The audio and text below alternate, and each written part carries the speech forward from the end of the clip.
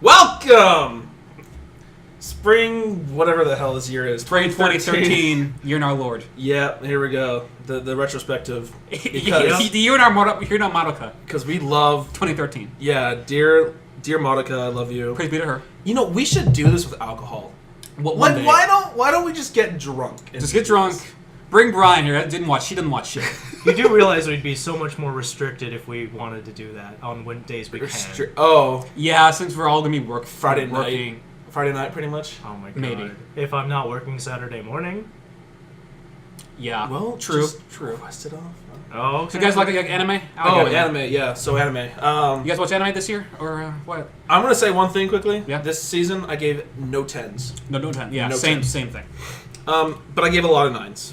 I gave like I gave 2 9s. And I think I may have gave 2 9s, but I really like some of the shows I watched. Right. In all fairness, some haven't ended yet. So, But fuck that. Let's start right now. Red Data Girl. They're Go. pretty much close. Red Data Girl. Yeah. holy shit, let's talk about a bad show. It's a PA Works, right? Yeah. Yeah. What the fuck happened with them? PA Works' most convoluted plot I've ever seen in my life. Yeah. Right. Like they go from True Tears, right, and then they did Hanasaki Iroha. Thank God. And then they did Tari Tari. Which is fine. They did something Angel else Beats good. was cool. Angel Beats.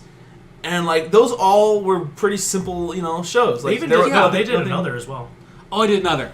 Yes, they did. Yes. Yes, they did. It was PA Works. Exactly. Not that complicated. People are getting pieced out left and right. Whatever. It's Final Destination. There's anime. the another. Who's the another? You're the another. Who's that man? I don't know. But this show, 3 episodes in, I couldn't follow the plot anymore. Yeah, I don't know what.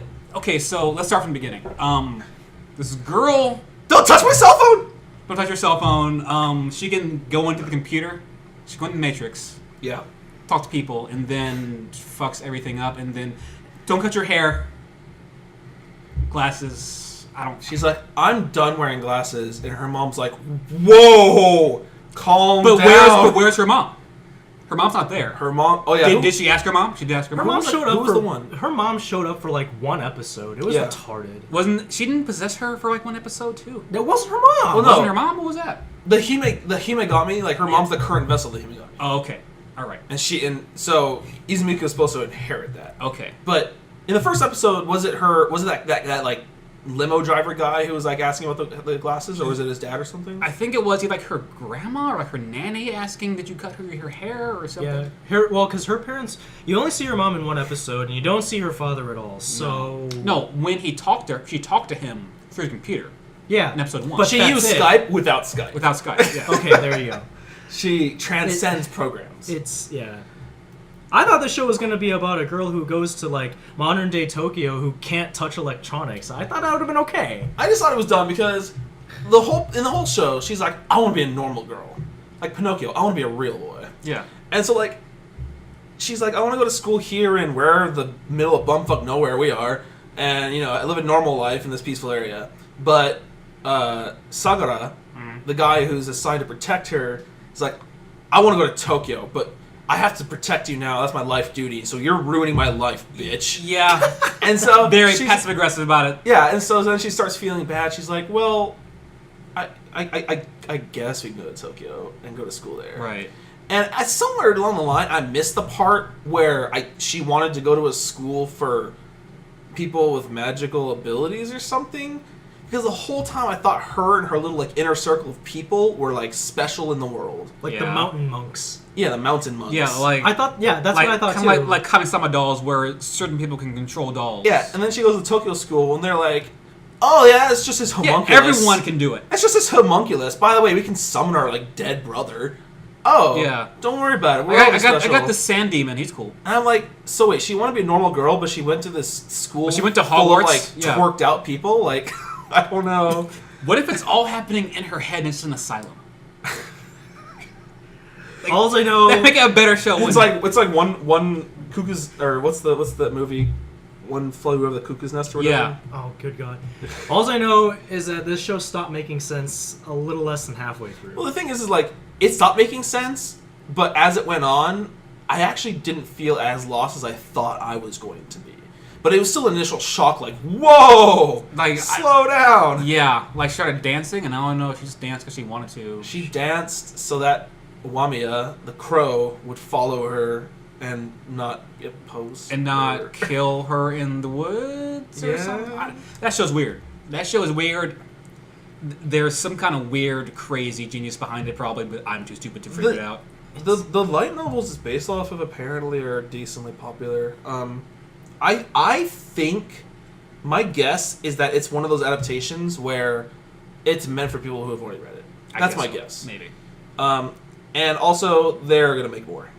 There's gonna be more. Thank God. Good for them. I'm not gonna be on that train. I'll So- be on it somewhere. You guys gave a score out of 10. 5. I gave it a 7 because that's my 5. All right. I would give it like Oh, right. 5. I gave it a 7 for 70%, which is a C. All right. I give it a C. Let's do A, B, C, D. It'll make more sense that way to all of Okay, us. are there pluses and minuses here? Sure. We can do that. Well, and that got a C minus. Yes, I'd have to say so. It looks nice. Look, Sayori Hayami, voice Izumiko, so this is C. I mean, I love her. PA Works always makes good looking shows. Always. It is a looks good good looking, but it's confusing as all hell. So, yeah. Yeah. Okay, what's next? Dead Alive. Oh. Yeah! I love this show. Holy shit. Dead Alive is cool. I love this show. Show's Ruben, good. Dead Alive. Okay, I'm gonna say one thing. It's gonna be huge spoilers. I didn't see this coming, and I feel so dumb for not seeing it coming. Mm-hmm. That Kotori, his little sister, the one who's commanding the fucking ship and like the whole organization he's working for, Yeah. was a spirit the whole time. Oh, fuck. Really? Directed by M. Night Shyamalan. How I saw this like halfway through. I'm like, I'll bet you actually anything. had no idea. I'm like, how does he have powers to heal himself? We'll get around to it. Oh, yeah, that was weird, though. And it's like, how does she know how to deal with spirits? We'll get around to I don't it. know if it's, yeah. And all signs pointed to, I'm a spirit. I mean, dude got like a 50 caliber sniper rifle to the fucking gut. Yeah. And he was like, it's all good. So, yeah. Good again, alright. And then Toka's gonna go fucking ape shit. But he's like, no, I'm cool.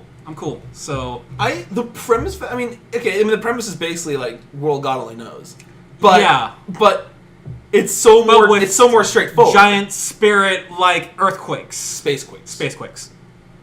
It's so much more straightforward, and I love the dating sim thing that everyone on the it's great. ship It's pushed great. for the options. It's great. And they would push the sensible options, and then they'd be like, go with that option. So he'd be on a date, and he'd have an earpiece in his ear. And she'd say something, and then they're like, all right, what should he say? And then they have three options, and it's like different people are different, like, expertise. Like, one guy's been married, like, 4 times. Yeah. Other guy's, like a master in arrow gay. Another person's, like, I don't know, it was weird. Yeah. And they all decide, Master vote. of rejection. Yeah, and they all vote on what the answer should be. But the thing is that no matter what answer wins the poll, they always choose the worst answer. Oh, And my then so there's he's like a always lot- going for the worst There's answer. a lot of time between when the girl says something and his answer. They never really mention that. Anime. It's anime, Yeah. I guess. Yeah. And Mass Effect Fields. Time bullets. Time Bullets. Okay.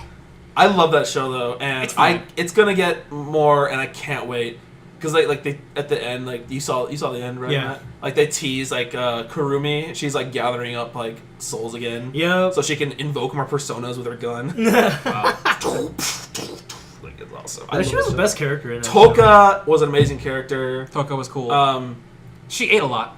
ate a lot. The blue hair girl, forget her name, because She was part of the corpse, right? The one with the puppet. The puppet. Oh, the puppet chick. Yeah, she didn't say much and was kind of forgettable. She's apparently just good for making images with, so there's a plus And for her. had a puppet that's like a smartass. Yeah, or Origami Tobiichi Origami sweet. had She the was great. greatest role because in like what was it, the first or second episode?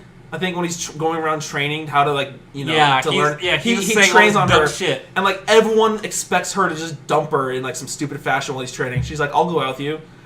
Every plan from there on ruined because she won't leave him alone. Oh my It's god. so good. He's like spouting this complete garbage. Right. Like, I think you're cool. Yes, I agree. I love you. Yes, I agree. I want to roll on your underwear. Yes, I agree. So this is Okay, no. The funniest part is when they gave him the worst option with the dating sim options. Yeah. And he says it to her, and she's just okay with Yeah. it. She's like, okay, she's down with that. will you go out with me? Yes. I was just like, What? Oh, whoops. I wow. loved how he was like trying to spit game to the teacher.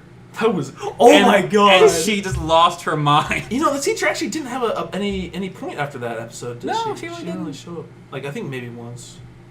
But, yeah, I loved every character in that show.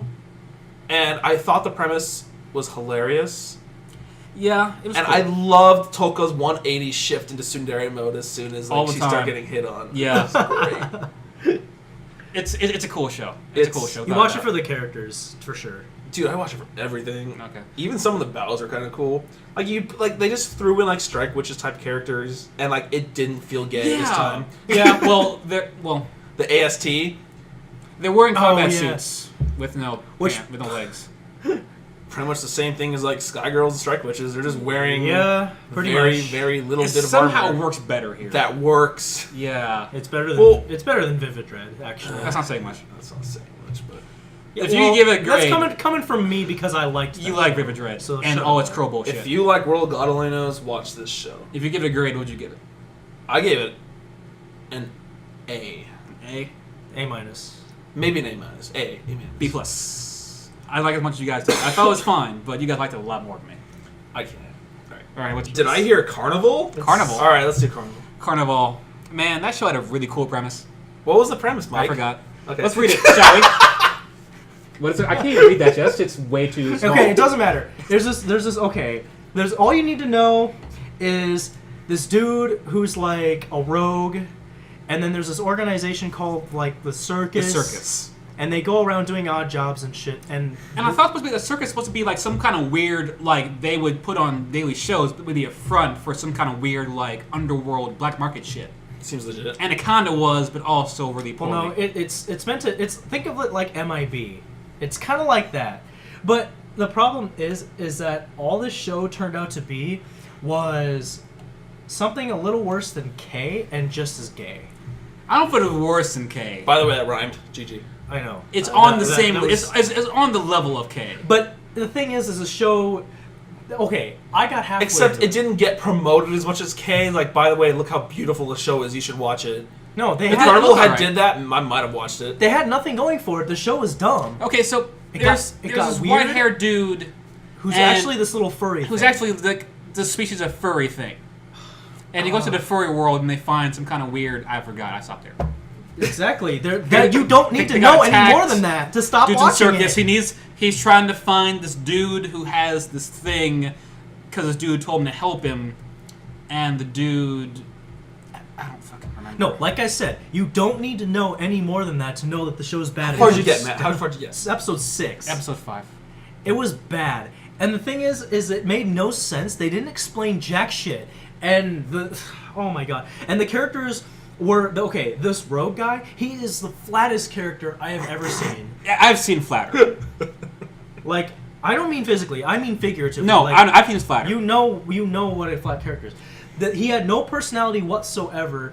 And then this, No, the dude's like mother surrogate died. and then he was but then you find out that this guy who's the furry race or whatever, I'm just like, oh, these two following each other around all the time, and then him having like this like BL affection for him. Did they- No thanks. Did they kiss? No. Oh.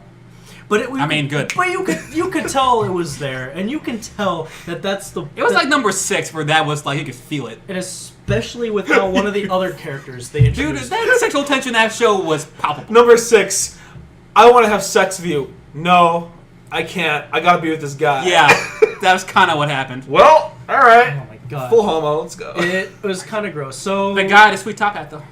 Oh my god. Yeah, but the thing, like I said, if you don't explain anything to me in the first half of the show, like at least something or make some sense of it, then I'm sorry, you're bad. Go back to the drawing board.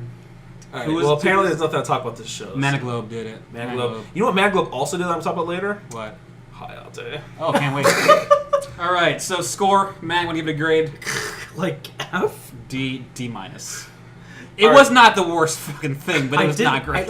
I dropped it, so it gets an F because it fails. Fine. All right. Give us some Donsai Bunri no Crime Edge. Donsei Burning No Crime Edge. Man, I powered through that show last night, and I already kind of regret it. Okay, so it's about this guy who has a fetish for cutting hair. He loves hair. And like all of a sudden, like he was just walking by this big house that no one ever goes in and out of. and there's this girl who has like fucking long ass hair, and it's like he's like fucking what the fuck with all this hair, and he like is all up on the window looking at her, and like she opens the window, hits him fucking square in the face, and he knocks him out, and he wakes up, and she's like, "You okay?" So it turns out it's like in this world, there's a thing called authors. And authors are like murderers who have these tools called what they call killing goods. And the killing goods are like tools that apparently have like a history, like almost like a soul, where they were used in like brutal murders or tortures. You mean like the books in Dantali no Shoka? Yeah, kind of like that. Like it's like almost like Bleach, where each one has a soul to it, kind of. And it's like if you can possess these killing goods, you feel compelled to do the same thing these people did. Like, he had the crime edge, he called it, which was scissors that this dude used to, like, dissect people and stuff. So, after a while, you'd get the urge to fucking kill motherfuckers with this stuff. But you can have this person called an instead, where you would simulate the action on the person, but you wouldn't kill them.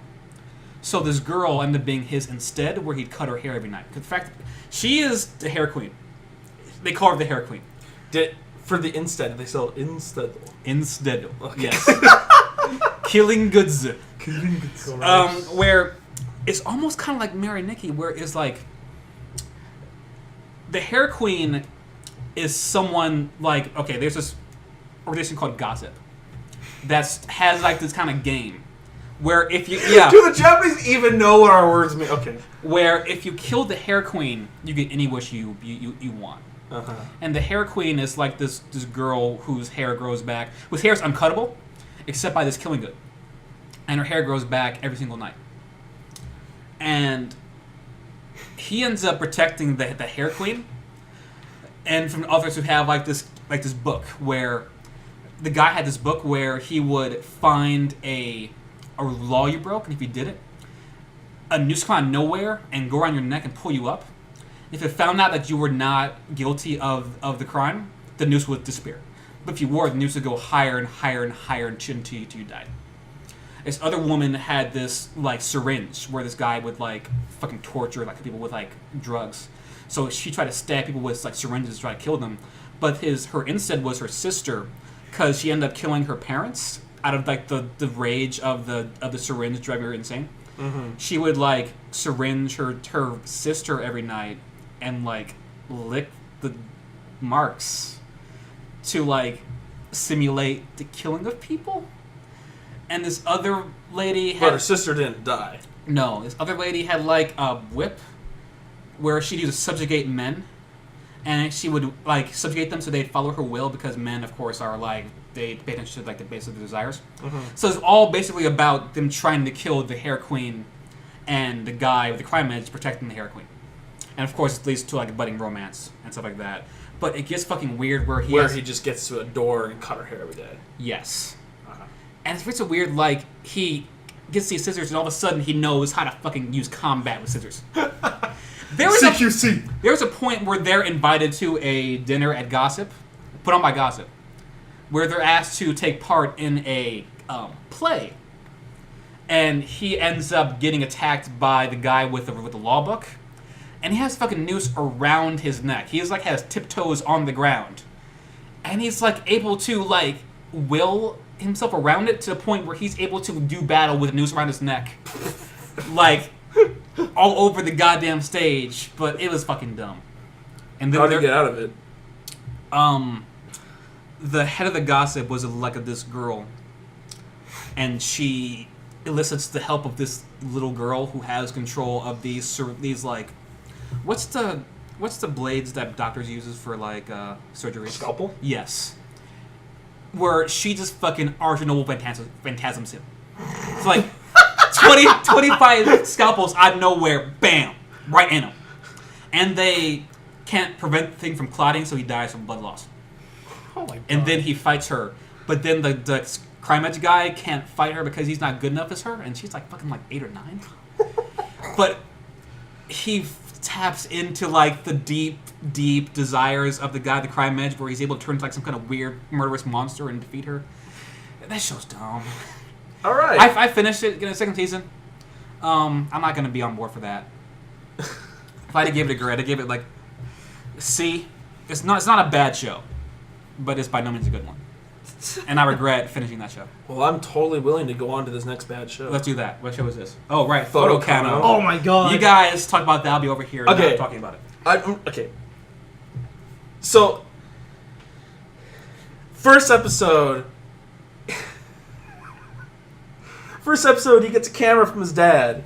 He's like, "This is gonna change my life." He's like, Let's and do he's this. a high school girl, kind of. And every girl is totally on board with Totally him just cool. taking pictures Like, of them. he's like walking past the gym, and this chick doing rhythm gymnastics. Yeah, He takes pictures of her. Yeah, and I mean, he starts doing it in just regular poses, just like regular, just ordinary walking to school poses, like nothing special. No. And like he kind of like sneaks the pictures on don't even care what the names of these bitches.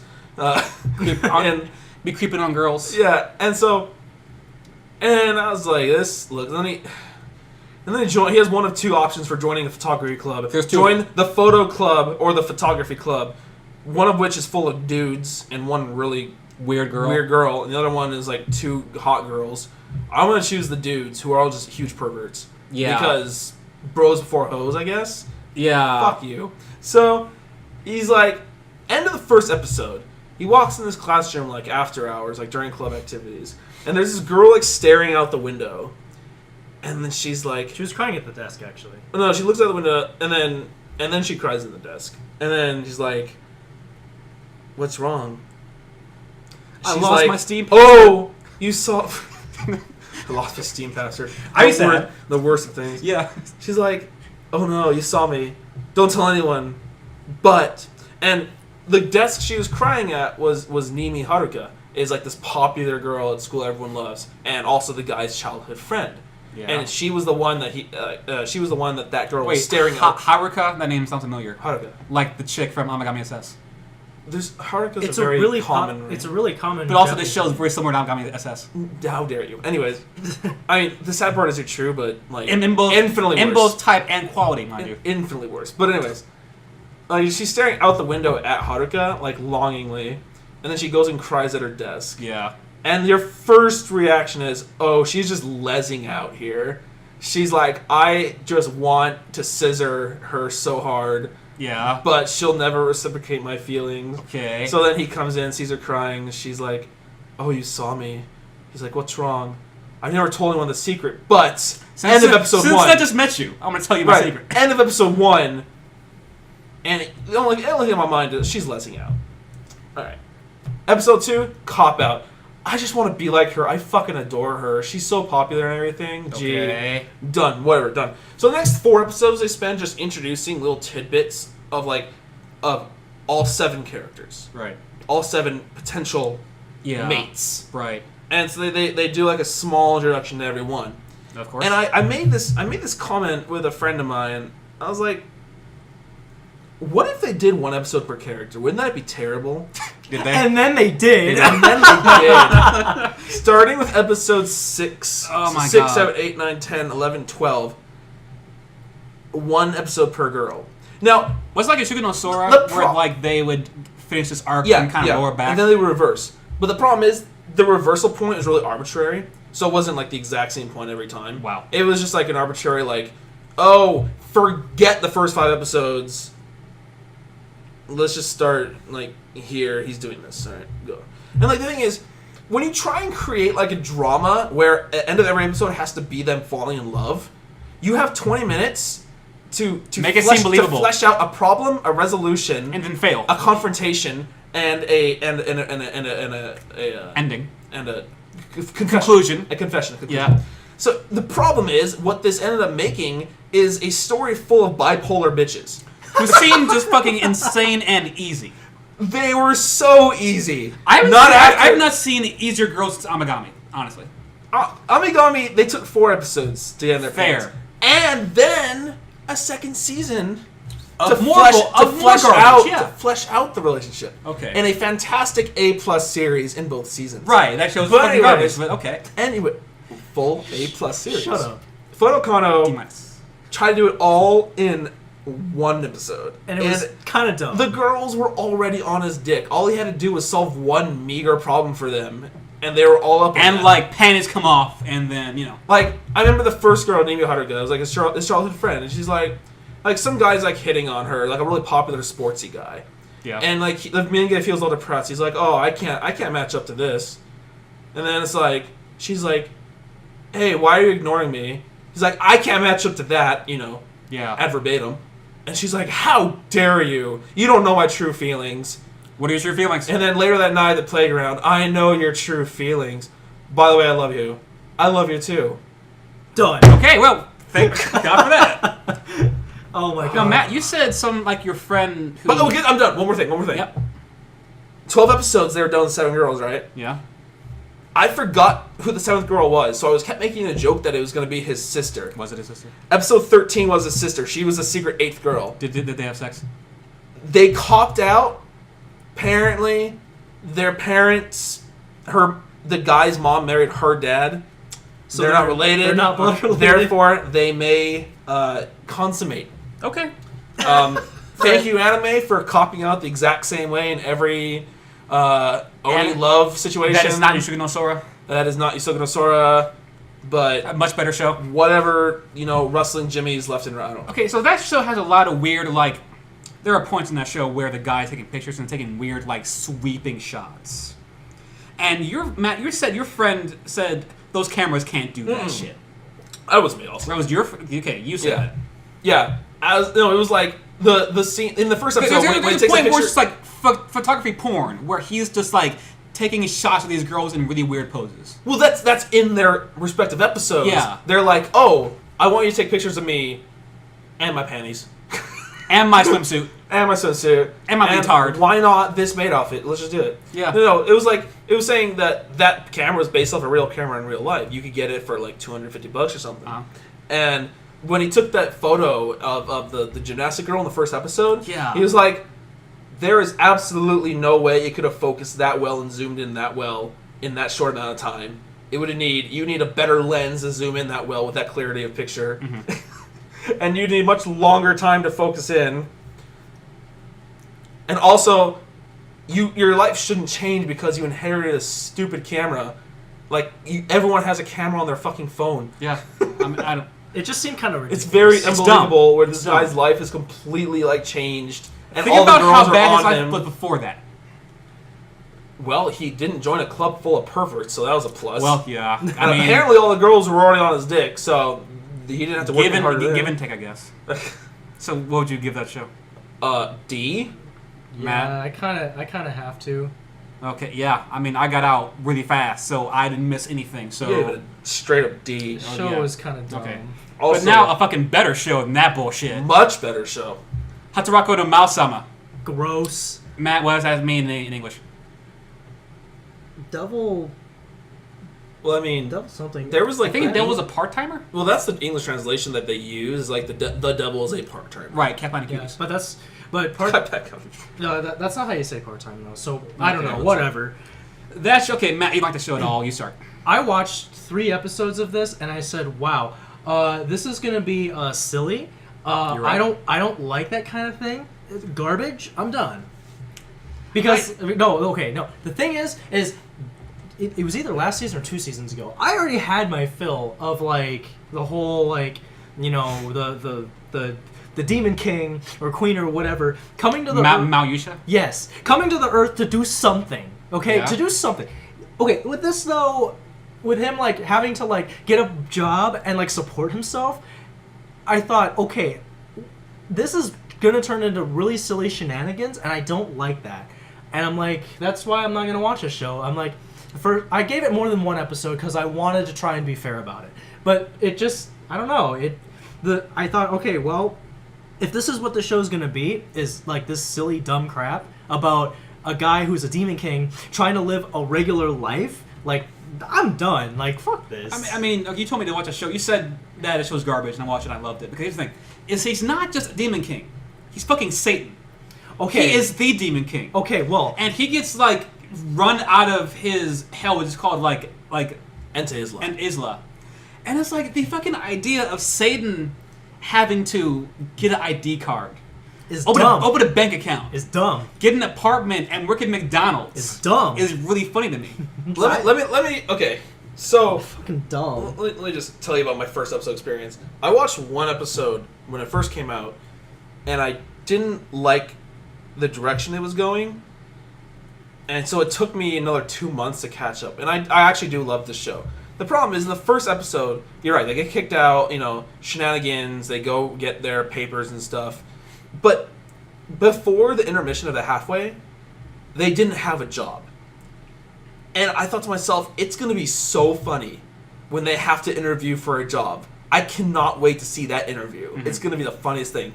Intermission happens, intermission ends, he's already working at McDonald's. I mean, that's not hard. I was like, oh, it's fucking McDonald's. God. But even fast food, you still have to go talk to someone about, this shit.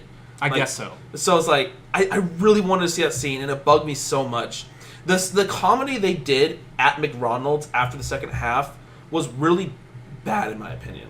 And the reason why I enjoyed it at near the second half of episode 2, and I really enjoyed episode 3, was the inclusion of Emmy the hero. Yeah. Which I did not know was going to be a part of the show in episode 1. It's like Emmy was one of the people who helped run Satan out of Endisla. Yeah. But she got caught in the vortex that he left in. She was the hero. Yeah, she is the hero. And she got stranded in the world as well. And she works as a call center person. Yeah. With support tech. Yeah. And that's pretty funny. The comedy after the third episode onward, the comedy was really good. They stuck in comedic parts perfectly where it needed to be. What I like about the show is that, this is Satan. He is a bad motherfucker. Yeah. And every now and then, he is low on magic energy. So he's trying to kind of get that energy through, magical places. But also, it happens through, fear and panic. When that happens, he's able to gain energy and become fucking Satan and wreck shit up if he has to. I like how, he's never out of his depth. He's never, in over his head. He's never out of control. He's never scared. He doesn't get fucking squeamish over boobies and nudity. Because he's motherfucking Satan. He is a raw dog motherfucker. He is the hardcore guy that you think of when it comes to evil. Yeah. And he's always in control. He's never not out of control. He always knows his shit. And I thought they were going to be fucking something going off. I don't know what's going on. I'm out of here, peace. No, he was always doing what was happening. When someone talked about something from the magical world, he always knew what they were talking about because he's Satan. And I liked how he kept to that and he kept to his character, and that was really cool for me. Yeah, it was really good. And the thing is, as the show goes on, Emmy and Sonozono, what the hell, Susanoo, yeah, they're questioning why he does what he does. Yeah, he's a pretty cool guy for being fucking Satan. He's pretty chill. It's his reasonings, I still don't quite. He's like I'm grateful to the human world for the fact that I'm able to be here peacefully. Yeah. While I try to figure out my return. He's making McDonald's his base. But I feel I do feel like he takes it a bit too far, in that would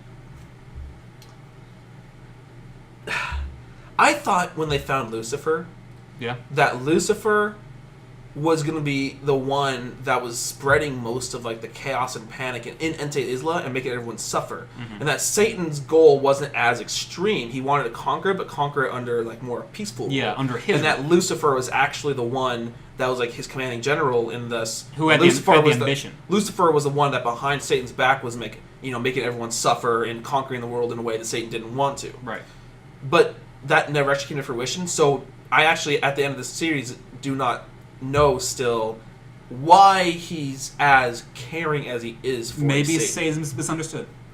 Maybe that's the truth of the matter. But regardless, Satan's actually cool. You just don't agree with his methods. I think we're gonna get season 2. Thank God. But I hope they shed some more light, maybe some more background on what he was thinking, his thought process while conquering Ente Isla. I want to conquer this whole world. I would love to know that. But let's make it peaceful. They have great characters like Asha, his right hand man, became a housewife. Yeah. Shiho-chan is awesome. Yeah, the chick from the Rick Reynolds is cool. Shiho. And it's at some point, like every now and then, people from like Antifa try to come back and like fuck him up. Yeah. Like Lucifer thought he was fucking weak and tried to conquer him, but he stopped that. And Lucifer started living in his house with the largest punch in the world. And like the internet, like fucking buying shit on fucking He Amazon. becomes a hikikomori. Yeah. But and then the other guy opens like a Kentucky Fried Chicken across the way from the yeah, McDonald's. Sariel, the archangel, the fallen angel. Yeah, opens Kentucky Fried Chicken. That show is really fucking good. It was. It's real good. I'm sorry you don't like that, Matt, because it's a really good show. Matt would probably like it if he watched the whole thing. I might. I don't know. I might catch up on it in between. I don't know. But who else? Oh, I liked the girl that Emmy worked with at the call center. Yeah. She was like, yeah, because she's like, hey, Emmy, we're gonna go dinner. Like, no, I'm busy. Nope. It was like every day. She was like, she was tailing Satan every single day to see what he was gonna do. He was so chill, she couldn't find anything like the. Also, when they first met, he gave her an umbrella. Yeah. And she told him that she was a hero and tried to kill him. And then the police came by and thought it was a lover's quarrel. Yeah. And he didn't have like anything on him, so she had to be his guardian. Yeah. So she's his legal guardian in the real world. It's really funny. What? Yeah. Oh my god. I loved it. And like one time they were attacked and she lost her wallet, so he let her stay at his place for a night. Yeah. And she hated it. See? No, that was the end of episode 2, end of episode 3, and I was like, that's when I realized this show's actually great. Matt is real good. See, is it real good? She gave him the second chance. Also, when they found out that Susanoo was actually like in like the second to last or episode, for the church, something like that. When they actually found out the whole time that she was like from the church, they're like, what woman would just come start cooking for 2 guys? Of course she's from NC Isla, but hell, we're not going to turn down free food. No, fuck no. I mean, sure, Ashley got food poisoning from the holy powder. Yeah, oh yeah, he was like sick for like 5 days. So I ate too much. I just ate the holy powder. And then also, who was also great, the landlord chick. She went on vacation. She went on vacation. This is like a really big, huge plus side lady, and she fucking knows that he's Satan. Oh my god. And lets him live there, but he goes on vacation, and she went like to Hawaii and sends back pictures, and they she sends back a picture of her, and like, and they're we like, have to assume a bikini. Yeah. We never really see it. We just kind of like assume what it is. Oh my god. What was the because they see it and they get like immediately sick. What was the end of the episode where he has it covered all the time, and then it slips out accidentally, and like someone sees it. It was the funniest shit. I forgot who it was. I forget, but like Ashia saw it. He's like, "Don't look at it. Don't it open will it." take down Satan. Yeah. That picture will destroy Satan." And then like he just has it. I forget who sees it. It's so fun. Was it Lucifer? No, did Lucifer see it? Maybe? I think was he there at that point? I think. So who's the red hair girl?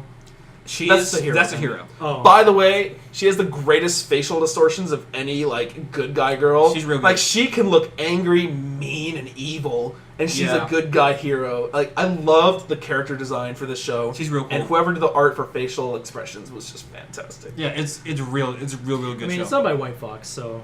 Yeah, I mean, they did Jormungand. They did Jormungand, Steins Gate, Katanagatari. Great, all fantastic shows. Mm-hmm.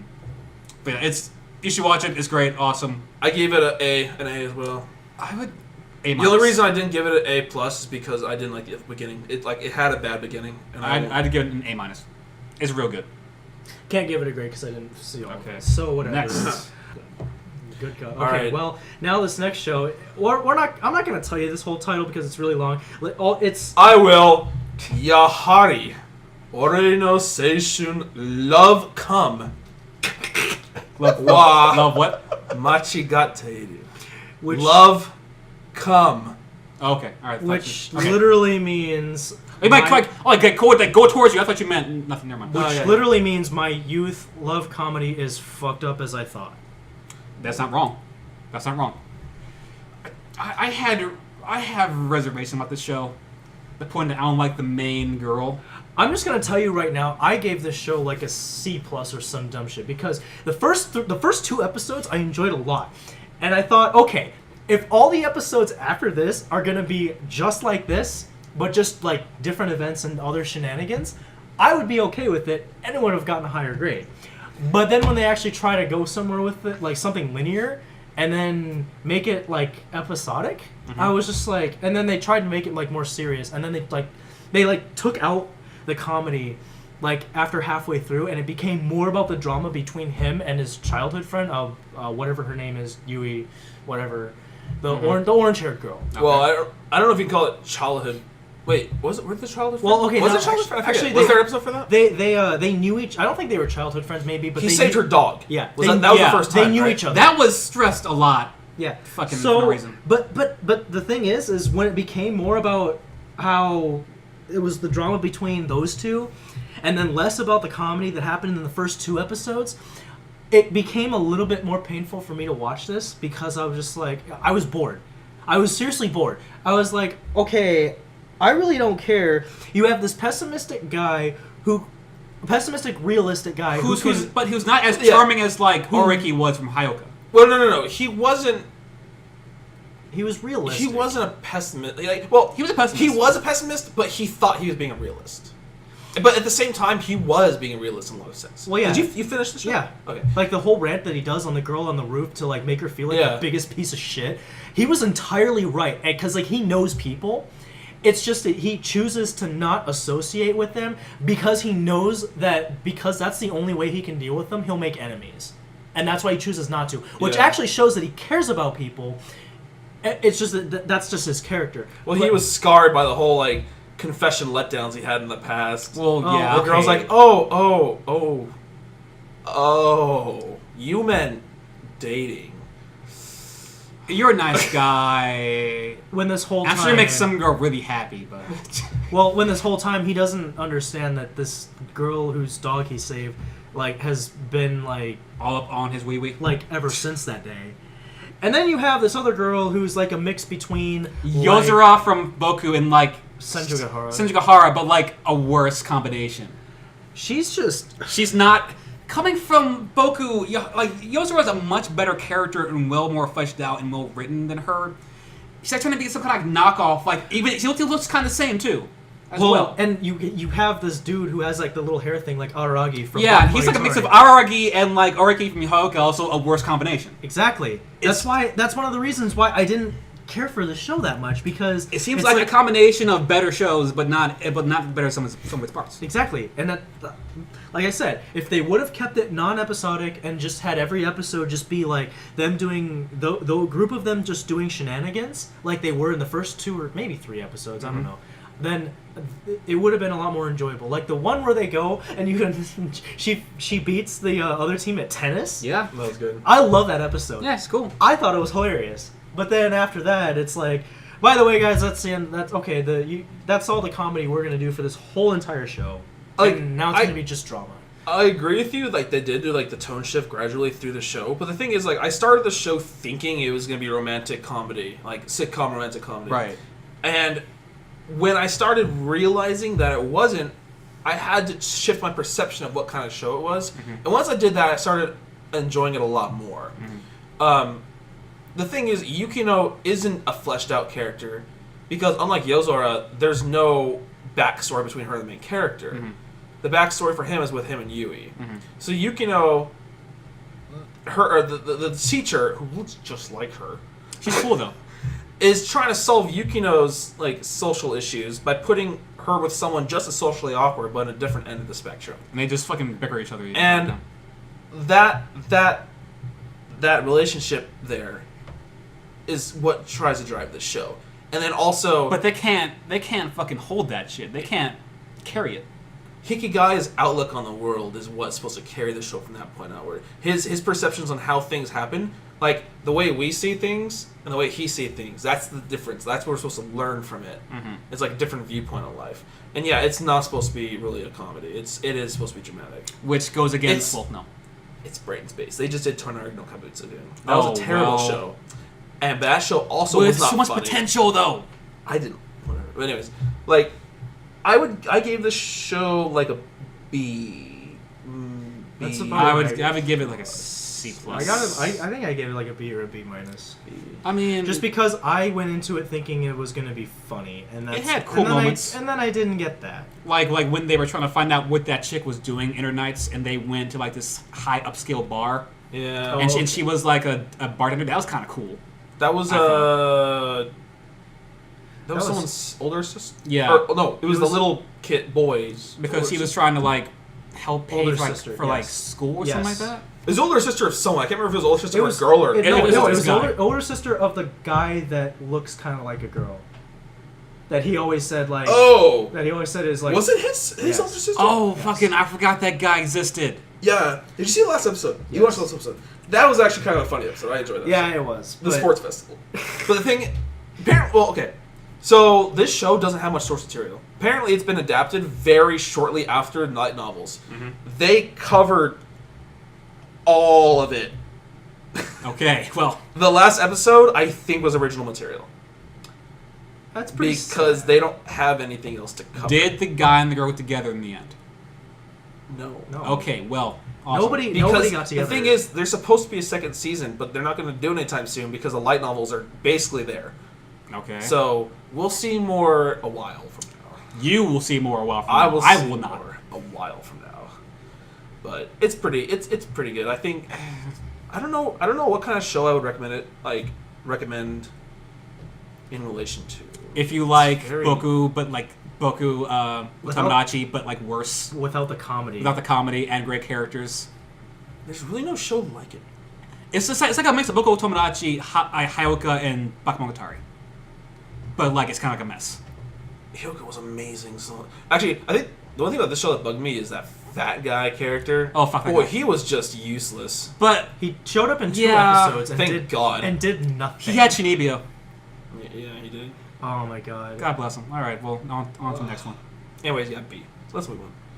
Genga Kikotai Majestic? That's a good show. Kyoto. Or MJP is actually what they're calling it now. I just call him Majestic Prince. I mean, It's okay. a really good show. Here's the thing. Also, I- his Gundam is all hell. Is that the rape show? No. No, that's- No, we'll we'll get get to that. that. We'll get to that. I get to talk about that. Yeah, you Holy think crap. about that. Okay, no, this show. Okay, Being the Gundam whore you are. Yes, if you look at my anime list, you'll see so many Gundam shows. Anyways, at first I was turned off by the silly interactions with the characters. Holy I shit. thought it was endearing. No. The chick with the big boobs that's trying to get with the guy. she's dumb. She is retarded. There's this girl and she's like romance. Yeah, romance. Her whole goal. Yeah, she's and just, I mean, she's this really airhead-ish airheaded, character. big titted girls, and that's then trying the to get with a guys guy. run away from her. Like the She's ma- like, romance. the main dude is very generic. The other Wants dude, to be a hero. the other dude has stomach problems all the time and is very tsundere about the whole He might group. have an ulcer, I think. He's got... Then there's the only level-headed character in that group is the other girl, Yeah. who's like her whole thing is that She's chill. but And she then kinda- there's a fucking gun mech whore who's all in the gun mech shit. yeah, he's kind of like me. But Yeah. anyways, So basically, they're individually they fucking suck.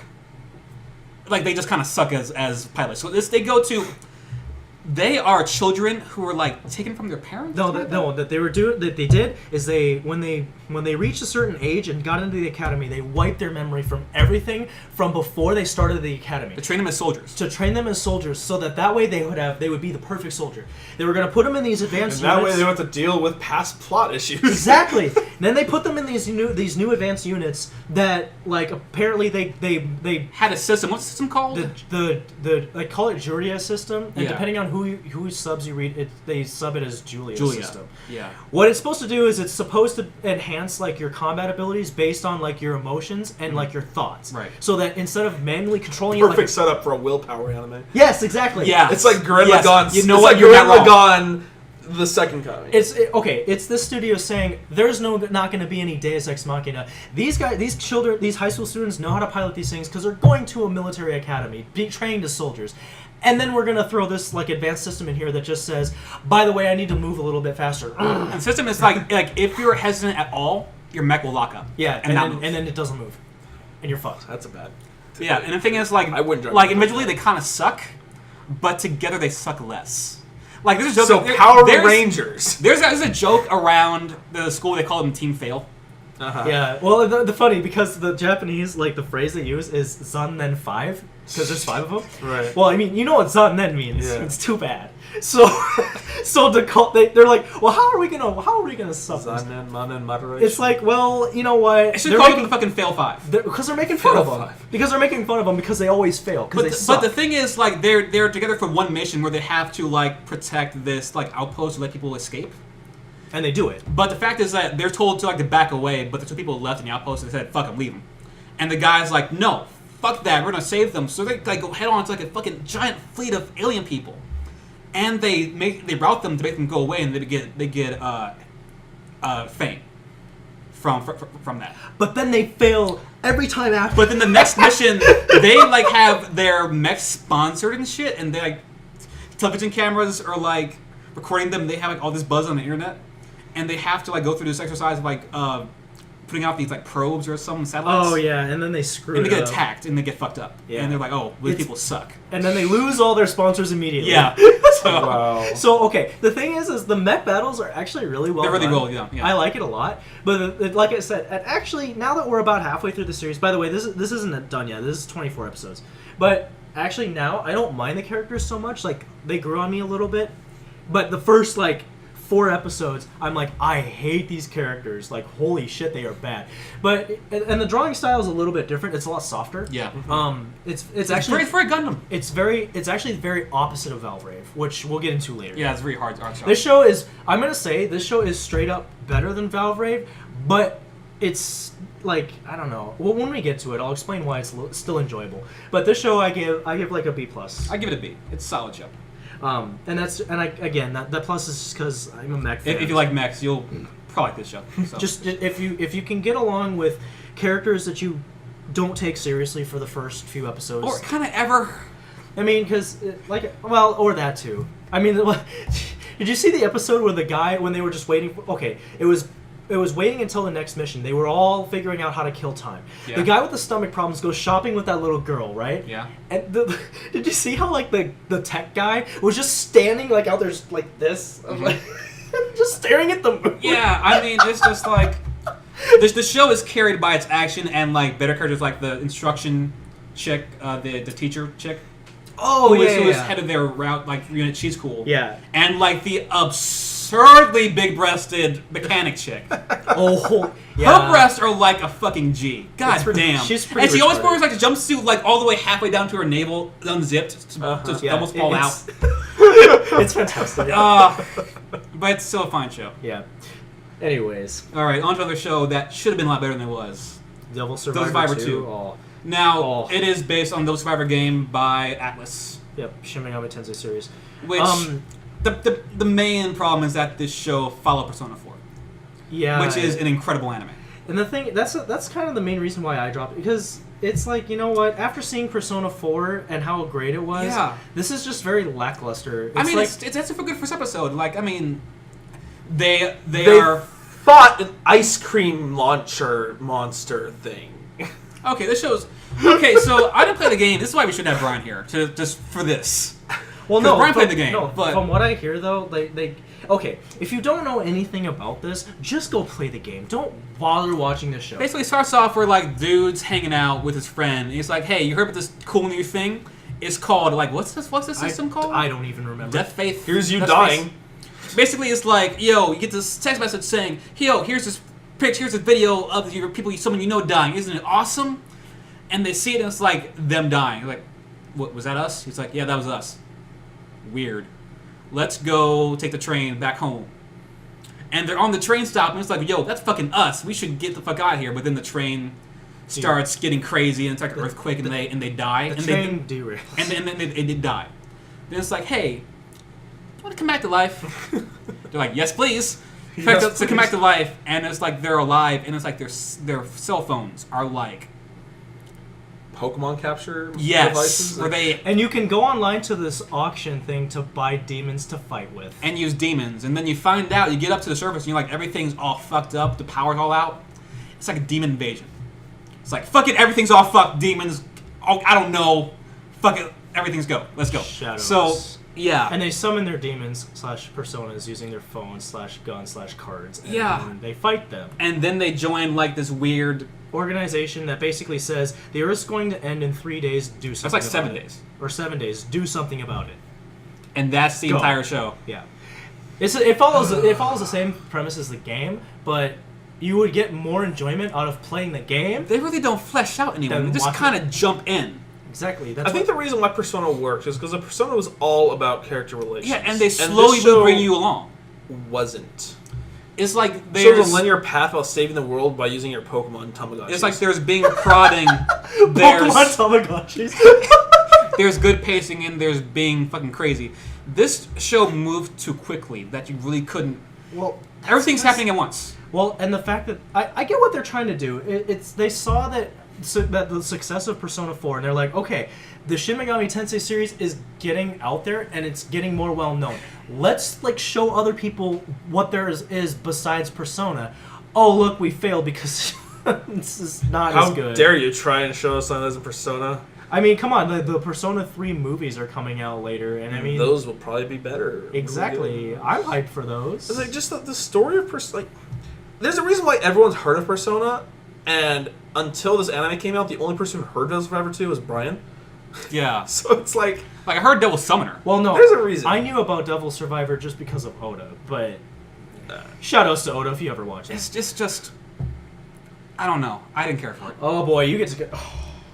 Alright. Let's do some Aku no Hana. Aku no Hana means flower of evil.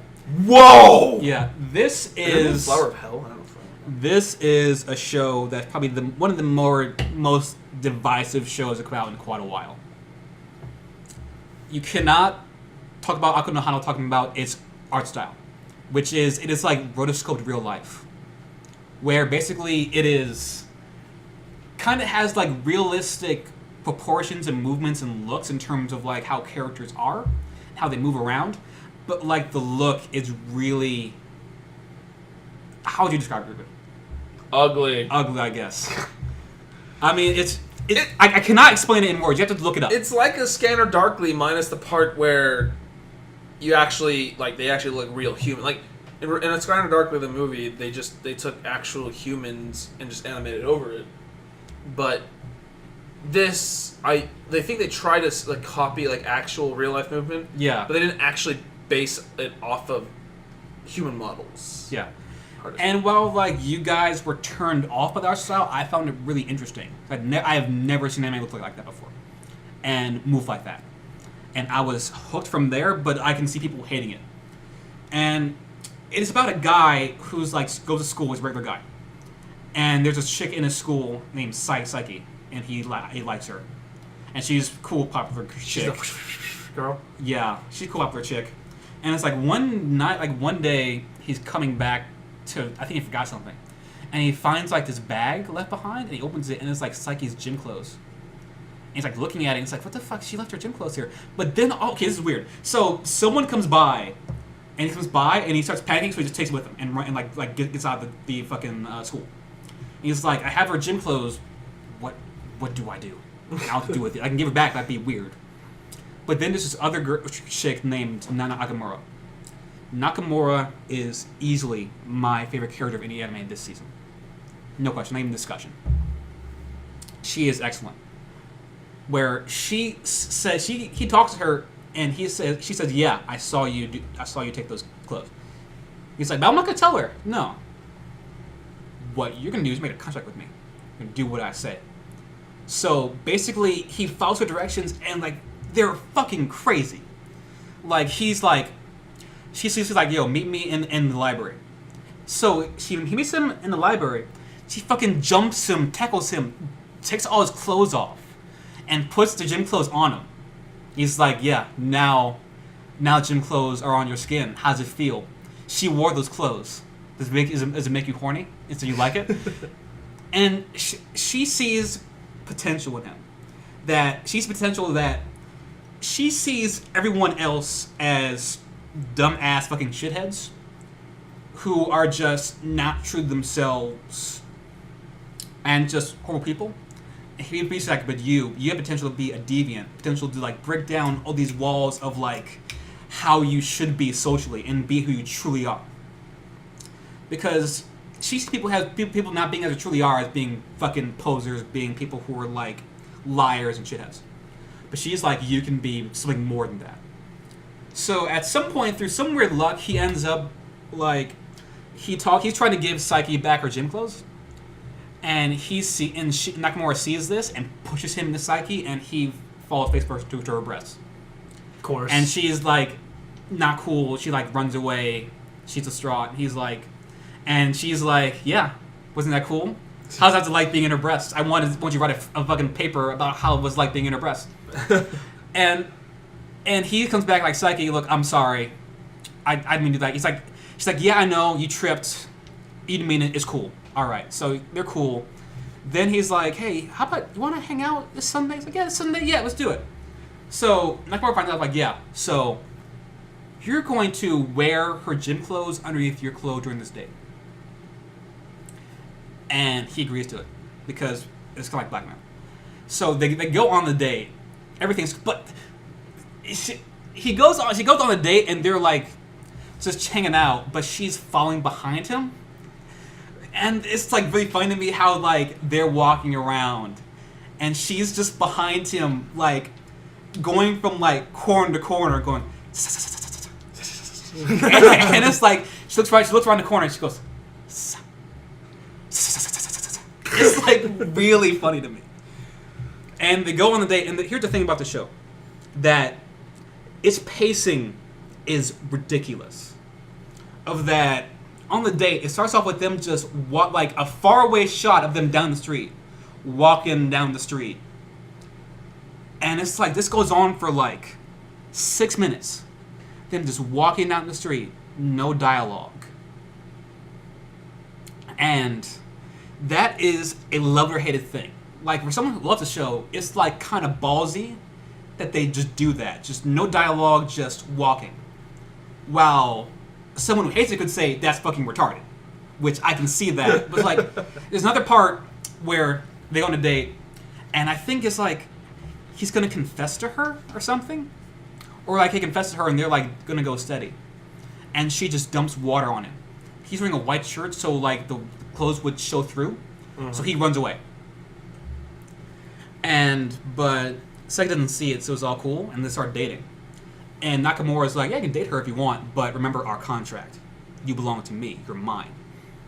So they're dating, and it's like Nakamura's just fucking with him the entire time of saying, yeah, do you know? She wants to fuck you. He's like, wait, what? Like, yeah, she wants to fuck you. But then Psyche walks by and hears her just saying, fuck you. So she thinks that Nakamura wants to have sex with the dude. But she like one day she's sick and he goes take her homework to her, and she's like, hey, we're dating now. I want you to be honest with me. At this point, she does not know that he has her gym clothes. She's like, is there anything you're hiding from me? And he says no. So, and then they're dating, and he reads this book called The Fire of Evil, which is full of poems that I guess are like really complicated and hard to understand. And he gives her this book, and she tries to read it, try to understand it, but she doesn't understand it. And then it's like, later,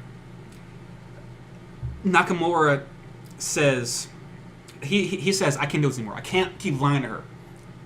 And he's like, can you tell her for me? And she's like, okay, meet me at the school at 11 p.m. And they go to the school. They sneak in. Go to classroom. He's like, yeah, right on the fucking board that you took like his gym clothes and you're a pervert. He's like, what? Like, yeah, that's fucking not gonna be easy. You're gonna have to tell her and everybody in the classroom that you're a fucking pervert, like fucking dressing in fucking people's gym clothes. And he refuses to do it, and he's like, and she gets fucking pissed off. That I thought you were different. I thought like you could break down these walls between being these fucking shitheads and being your true self. But I guess not fun to talk to me. Don't fucking talk to me ever again. So he fucking panics and writes it all down. And then they just start trashing the goddamn classroom. Just ink all over the walls, ducking shit over, paint over the goddamn shit.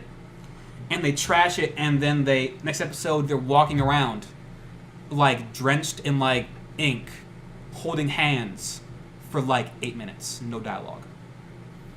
And it's just fucking, that show is, to me, interesting as all hell. And later in the show, it's basically about him trying to choose between Saiki and Nakamura, where Saiki is like, there's this kind of metaphor of that Nakamura wants to go to this hill. He should know what the other end of the hill is, what's on the other side.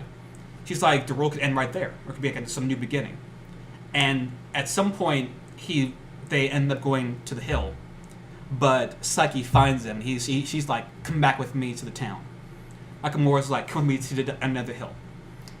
And it's like a metaphor of like going back to where it's safe and like where you know who you're supposed to be, or going to this hill where it's the unknown and try to break through that barrier of of your kind of facade in society. And at that point, he's like, he can't choose. He says, I can't be a deviant you want. But they're both ugly. So he doesn't have to choose either. I don't think they are. I mean, Nakamura seems ugly at first, but then when she's like, you see her without her glasses and like usual, she's fine. Uh-huh. But it's like, he's like, Nakamura, I can't be the deviant you want me to be. That's not me. Saiki, I can't be this pure person you think I am.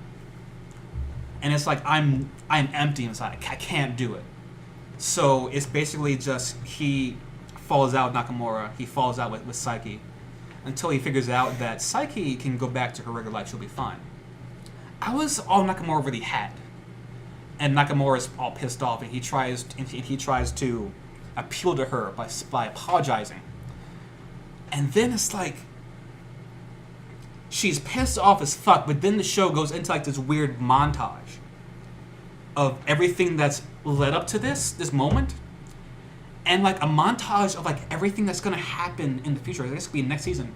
Of everything that happens next season. And the entire montage is like fucking insane. Like School Days insane. Mm-hmm. Like it is super crazy. And that show is probably gonna get real twisted real fast whenever it continues. I hope it continues. This is, bottom line, this is a love or hated show. There is no middle ground. You either love this show or hate this show. You don't say the show's okay. And I found this show to be really engaging, really interesting, and I think it is my favorite show of this year. Not this year, sorry. This season. Mm-hmm. Like more than Titan, more than Hentai OG, more than the other shows. And it is a show that you just have to see it and see how it works with you. And you either love it or hate it. And that's why I give that show an A. I'll be honest. It sounds interesting enough, like the whole story, but it's very down to earth, realistic, like real drama. It's not melodrama. Well, sounds to me like he just spent 12 episodes to reject 2 girls. But okay, the thing is judging from what the montage, it gets fucking crazy. They're not done. I probably wouldn't mind watching it if the animation style didn't bother me so much. Yeah, if you can't get past that, you probably can't watch that show. Yeah, it just, I don't know. I just didn't like the animation, so I just didn't want to watch it. So I'm sure the story is interesting. Like I'm sure the interactions and like the shit they go through is interesting. It's just if they would have drawn it just like normal anime, I probably would have watched it. Watch like 2 minutes of show. If they are style, you can deal with it. Watch it. If you can't deal with it, don't watch it. Well, see, I watched all of the first episode, and after that, I was just like, is this how the show's gonna be? Ugh. No, I just didn't want to see that art anymore. It may not be the best show, but it's the most interesting show of the season. Now it's on. Anyways, Hyakuryoran Samurai Bride, aka Samurai Girls season 2. Yeah, I watched season 1, Samurai Girls, up to episode 5. I mean, and here's the thing: that show is fucking gorgeous. That show has incredible art style. I love it. It is like a watercolor type art style. With hard outlines, and easily the most tasteful censoring I've ever seen in anime. So let me tell you about censoring. Yeah. It didn't exist in season 2. Really? Okay. I'm pretty sure there were nipples in season 2. Huh? Were there nipples? Oh yeah. It was shameless. Like, I must have not seen ATX's broadcast of season 1. Or ATX did not broadcast season 1. It was censored for me. It was censored for me, too. Yep. But whenever there's a show like this that there's gonna be a censored and non-censored version, ATX broadcasts it uncensored, and that's usually how I watch these shows because that's what the groups usually use for their Raws. Yeah. So I watched season 1 censored, and I thought this was gonna be censored. Episode 1, freaking Senhime-sama just walks out in the living room. Oh yeah, she's just naked except for panties. Yeah. Just naked. Hey, what's going on? Oh, They're just hanging there. yeah, they're just out there, dripping. But no, I love the art style. No, the problem with the show is written like a fucking retard. That It show is. is written horribly. Well, okay, no. The first season wasn't that bad. It was not good. It wasn't good because it was still very. Also, as you weren't decided to the art style was like fucking all this fucking pretty ass anime. Yeah. I mean, you take. If the point of your show is to take Sengoku generals and turn them into girls, automatically your show's probably done. Yeah. Like it's like Oda Nobunaga like that. Oh my god, Which was that horrible. show's dumb. And like Sengoku collection, or God, same shit. That show was bad. But anyways, like I like this show because the art style really drew me into the first season. Yeah, it was and great. albeit the story And was it's kind still of good. dumb. It's still good. It's still like one of the best looking, like best art style directions of any anime.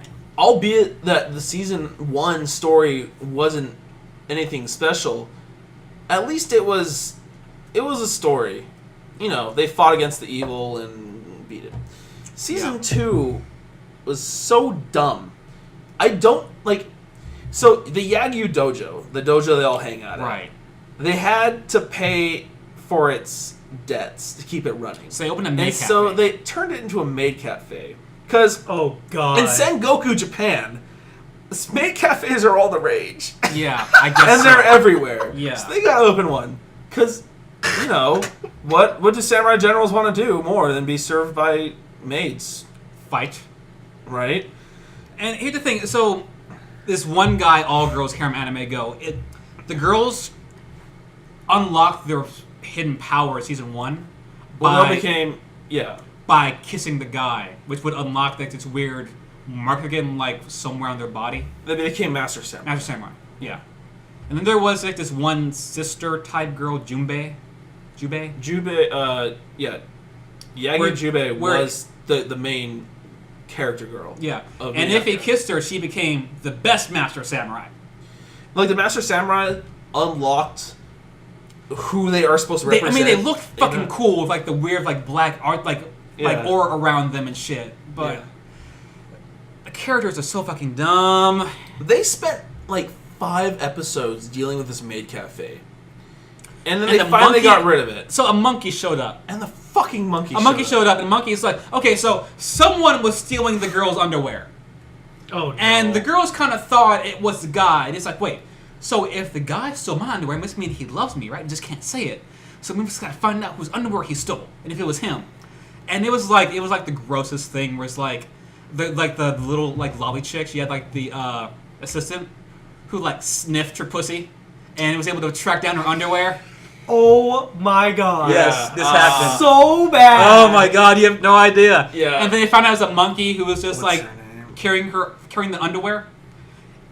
Oh, And I- then- I- but- you know, but then the- I had successfully blocked that out of my mind. Yeah, no. I'm glad you And brought then it it gets back better. up. And then the monkey like kisses the guy, turns into like this weird like monkey girl.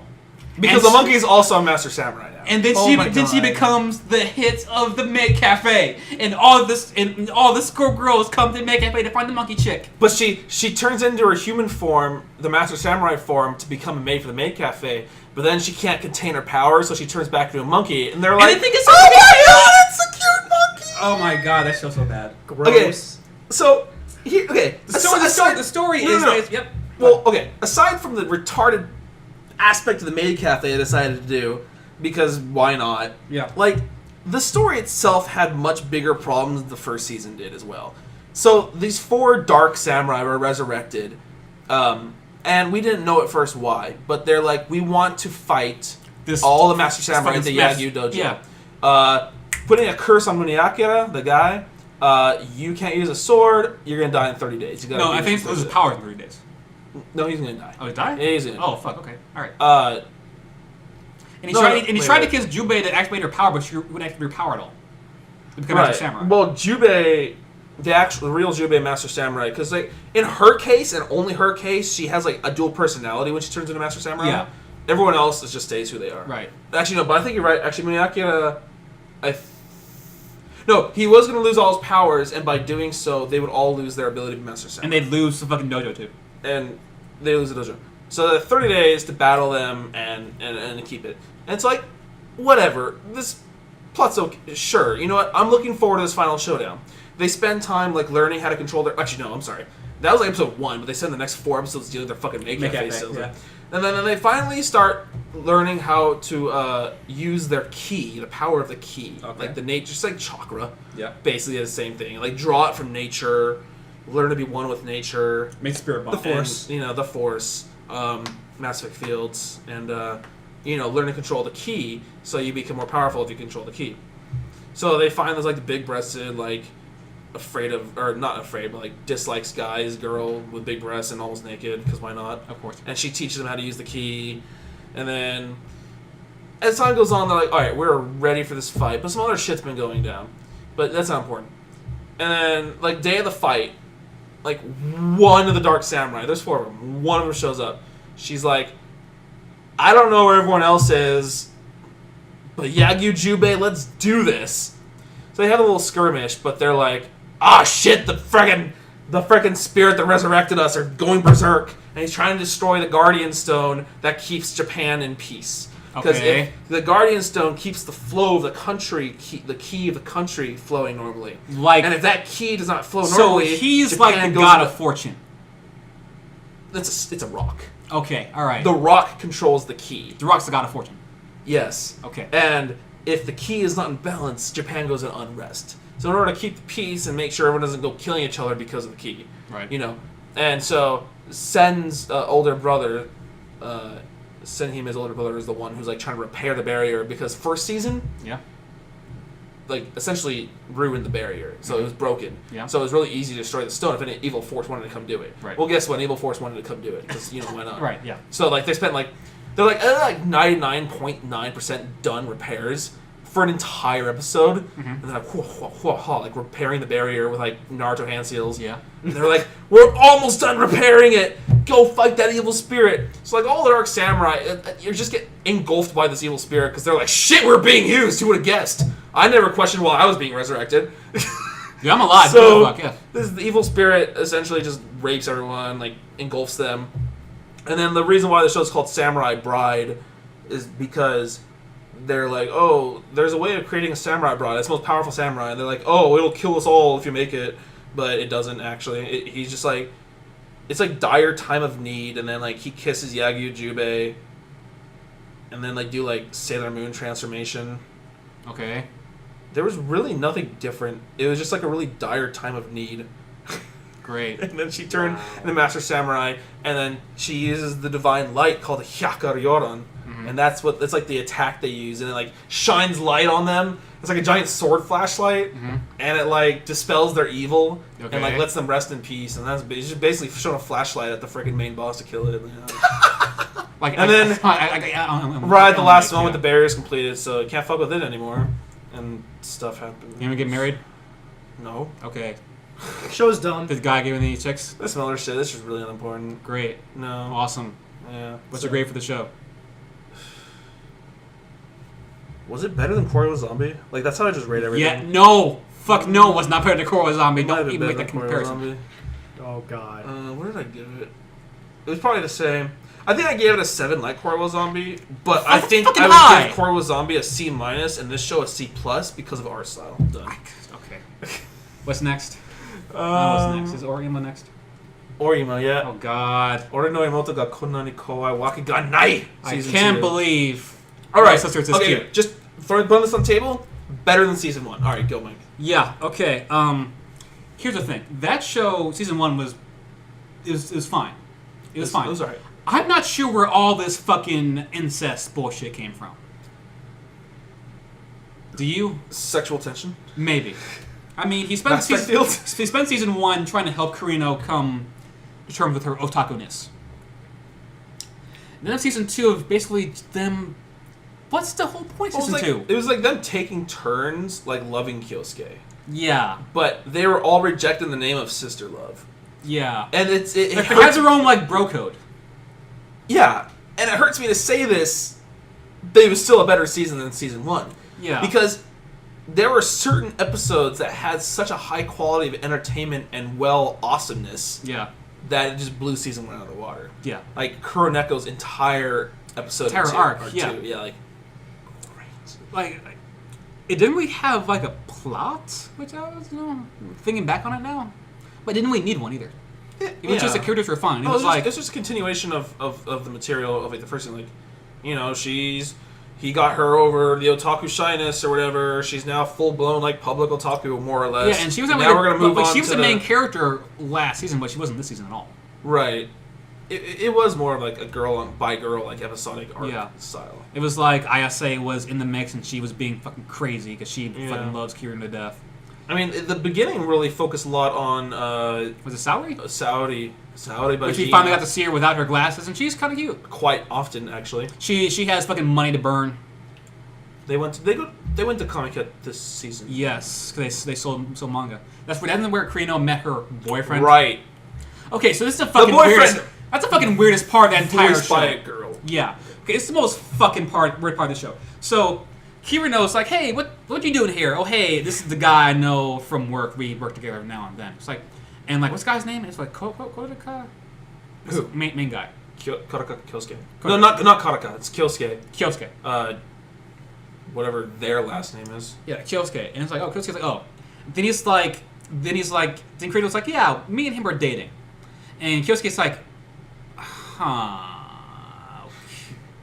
okay. All right, fine, whatever. And this guy's like really nice. Looks like he's doing well. But I mean, I can understand like brother, sister's dating this dude. You might get protective. Uh-huh. But then later find out that Kirino told this guy to pretend to date her to make Kyosuke jealous. And that is the most fucked up part of the entire show. Because what kind of fucking logic is that? Unless you're trying to fuck your brother. Right. And it's like, I don't fucking like that. I don't like that.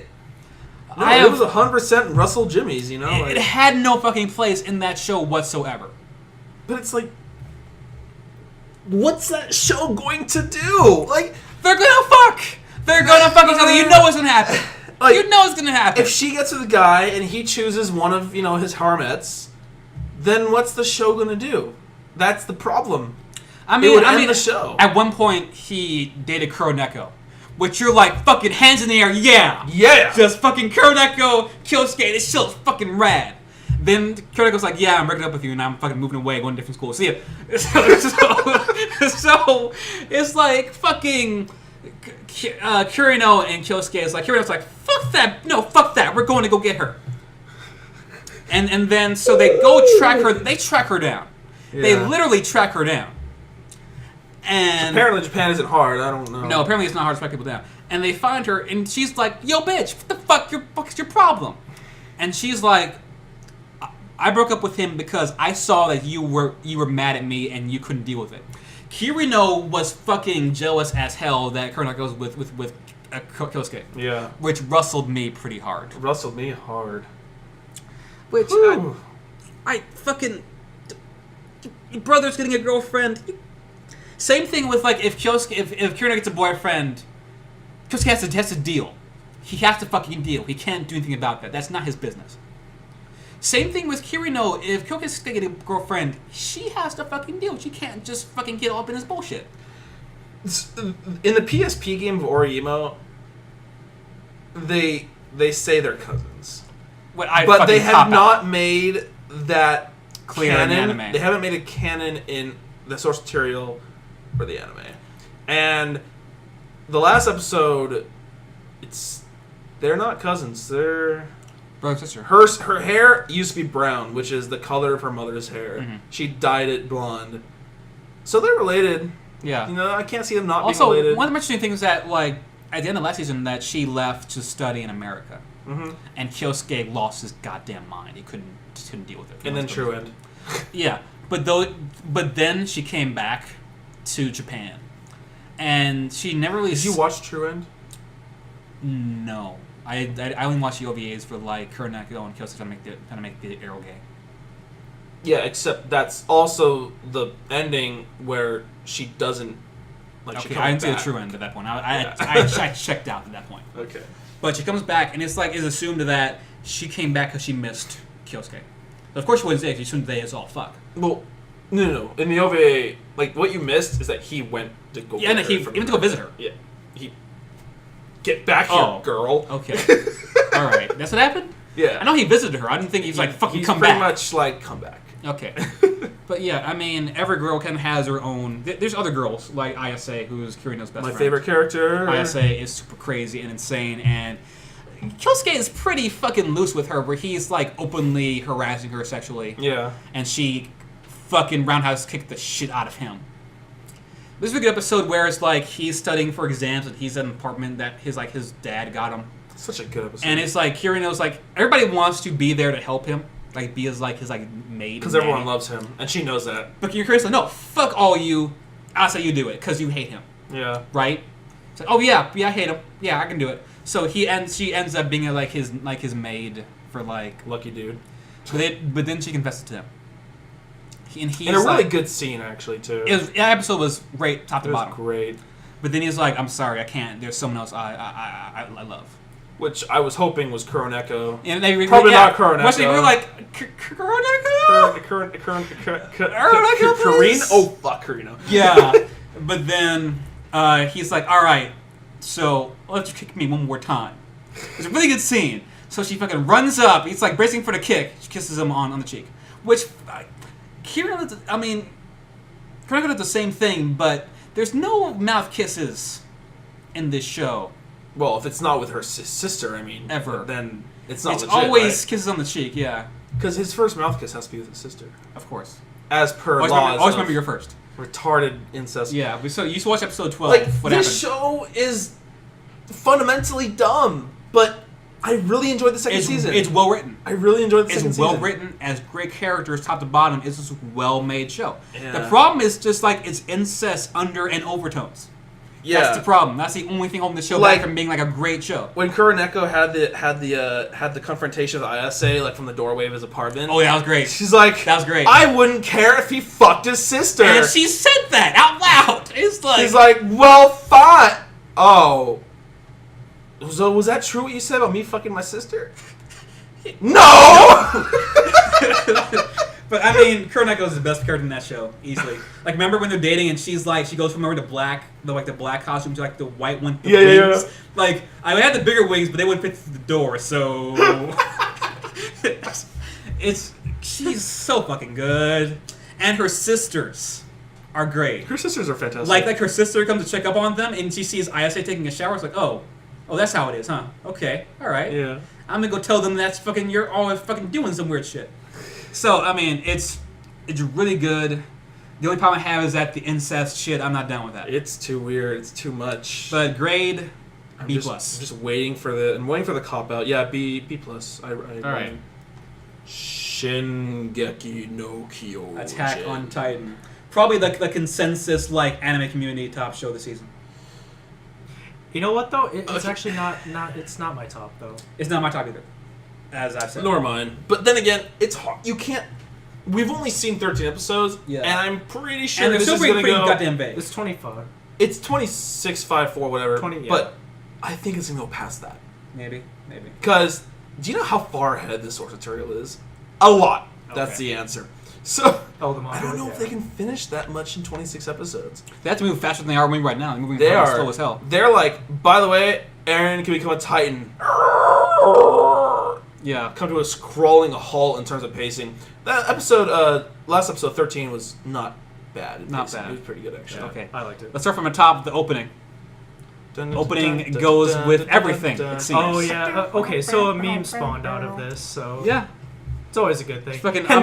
And then 4chan was mad because they weren't the first ones to think about putting Guile's theme to the animation. Mm-hmm.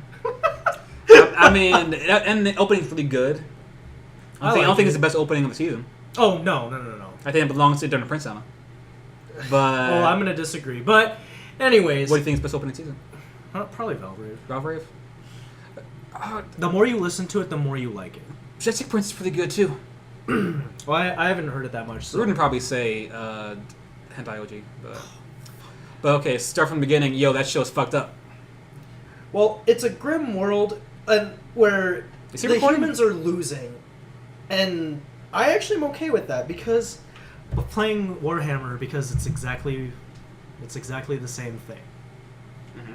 You have the chaos, which are like decimating everything, Yeah. and the people are losing. Okay. So I kind of like the setting like that, and that's exactly what the show does. The problem I have, like, okay, as much as I really don't want to talk bad about this show, it's not perfect by any means. No, by no stretch. Because, and okay, actually, this isn't even the show's fault. Like, it's actually not anything to do with the show. It's actually what's going to be the fandom. I foresee this, okay, not that it hasn't already, but it's going to blow up like Sword Art. And I'm not going to like that. Well, we went to PCC and there were already Attack on Titan cosplays. Like one or two. Like one or two, but it still exists. Okay, but if you think about it this way, though, like, given a few months, like Saboten-Con, it's gonna be fucking ridiculous. That is in September. Yeah. Like, how many Titan cosplayers do you think there are going to be, including me? All of them. See, The entire costume. You can't get out of there without fucking. But We'll have enough to take down a Titan. Yeah. But at least with this show, eaten by Titan. it's not like Sword Art where you have one main character and then you go to a convention and see 10 of them. But like this one, They have enough characters. They'll wear the same uniform anyway, so it's gonna look the same. Like, yeah, it's just different logo. And see, the thing is that, yeah, and that's what I like. That's what I'm not gonna mind. But this isn't anything to do with the show. It's just I know I'm gonna not like the fandom because it's gonna blow up like Sword Art. Which that's kind of cool sometimes. Yeah, but this show I think is actually better than Sword Art, to be honest. I wouldn't say that. I can't tell you until 26 episodes pass. Yeah, it could. Right now, it's not. Yeah, right No, now that okay. The problem with the show itself is the screeching halt that the pacing went. I mean, okay, so And now we're getting a recap episode that they openly announced, by the way. it starts off basically like they live in the walls of this city, because Titans, which are like giant humanoid people, have been fucking shit up to the point that like humans are going extinct almost. They Like, they're at the point. appeared like over 100 years ago, and then they had to build up these walls so they couldn't get in, and they had like 100 years of peace or some crap like that.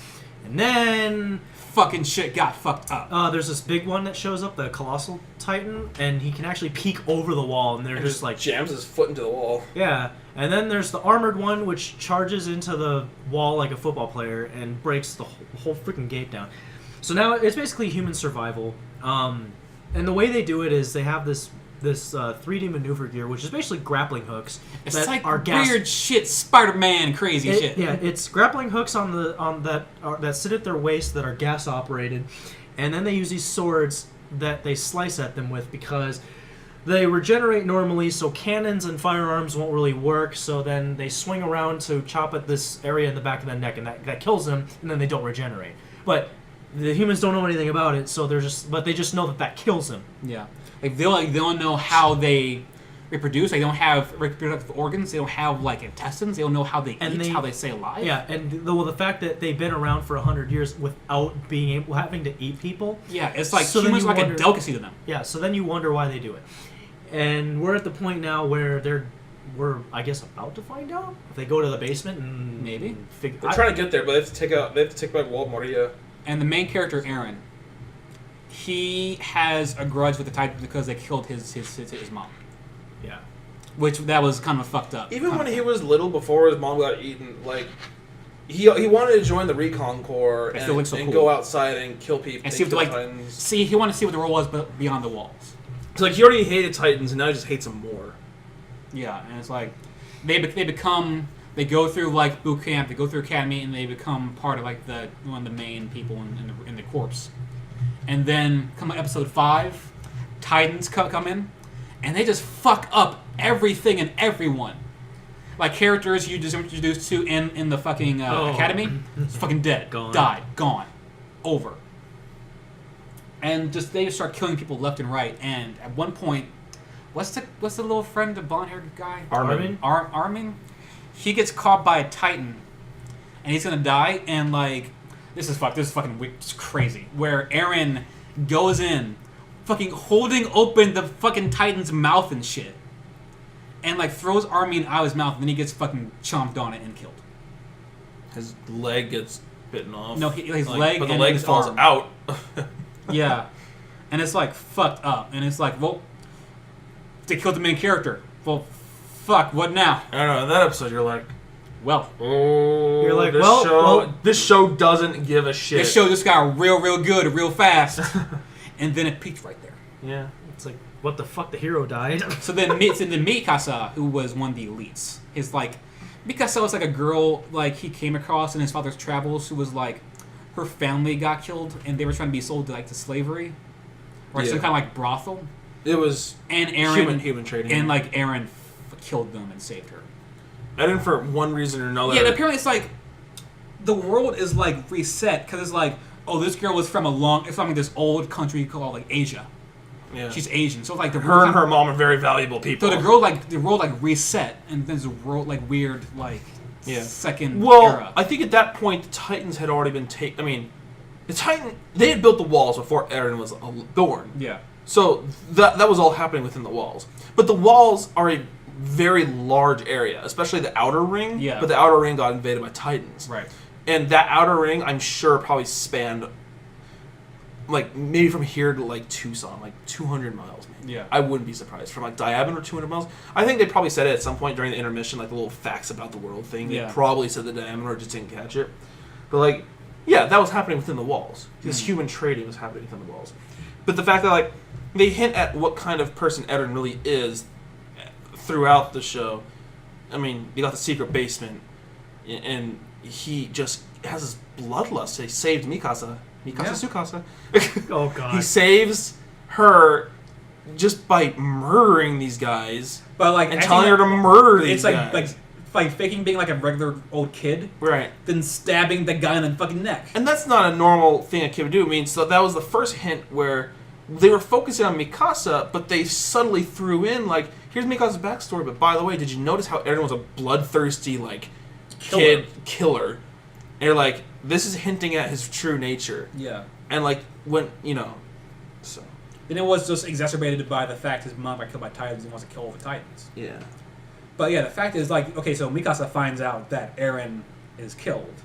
She just kind of goes blank and starts killing everything, like every fucking Titan site.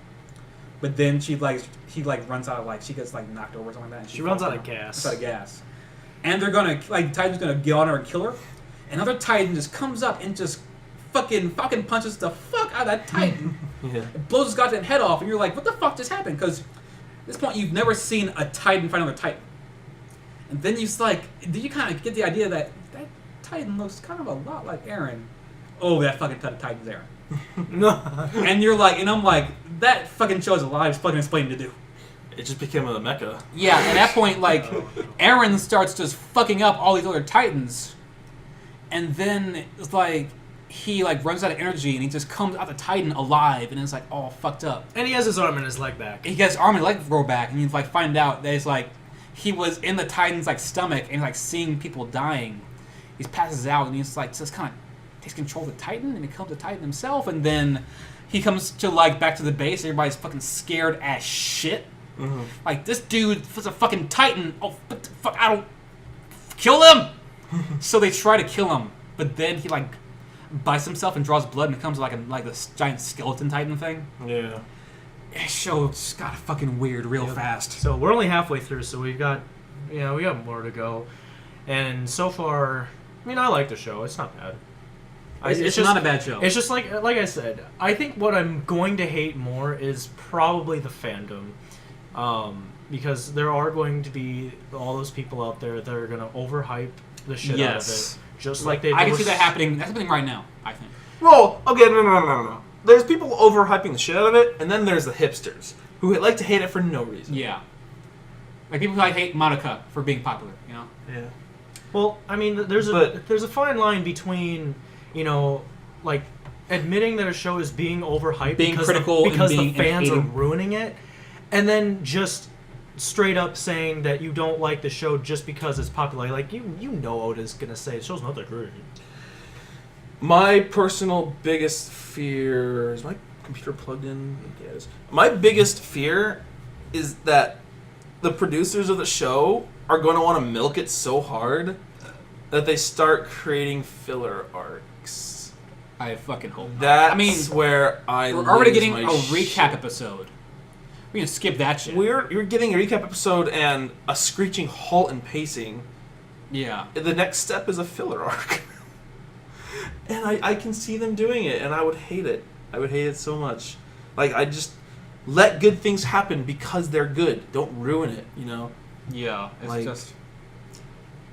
It has the potential to be like a top, like, show of the year caliber show. Yeah. It has the ability, but it probably will not live up to that. I don't know. We'll see. Time will tell. It has fucking what like 13, 14 weeks to do it. That's a long fucking time.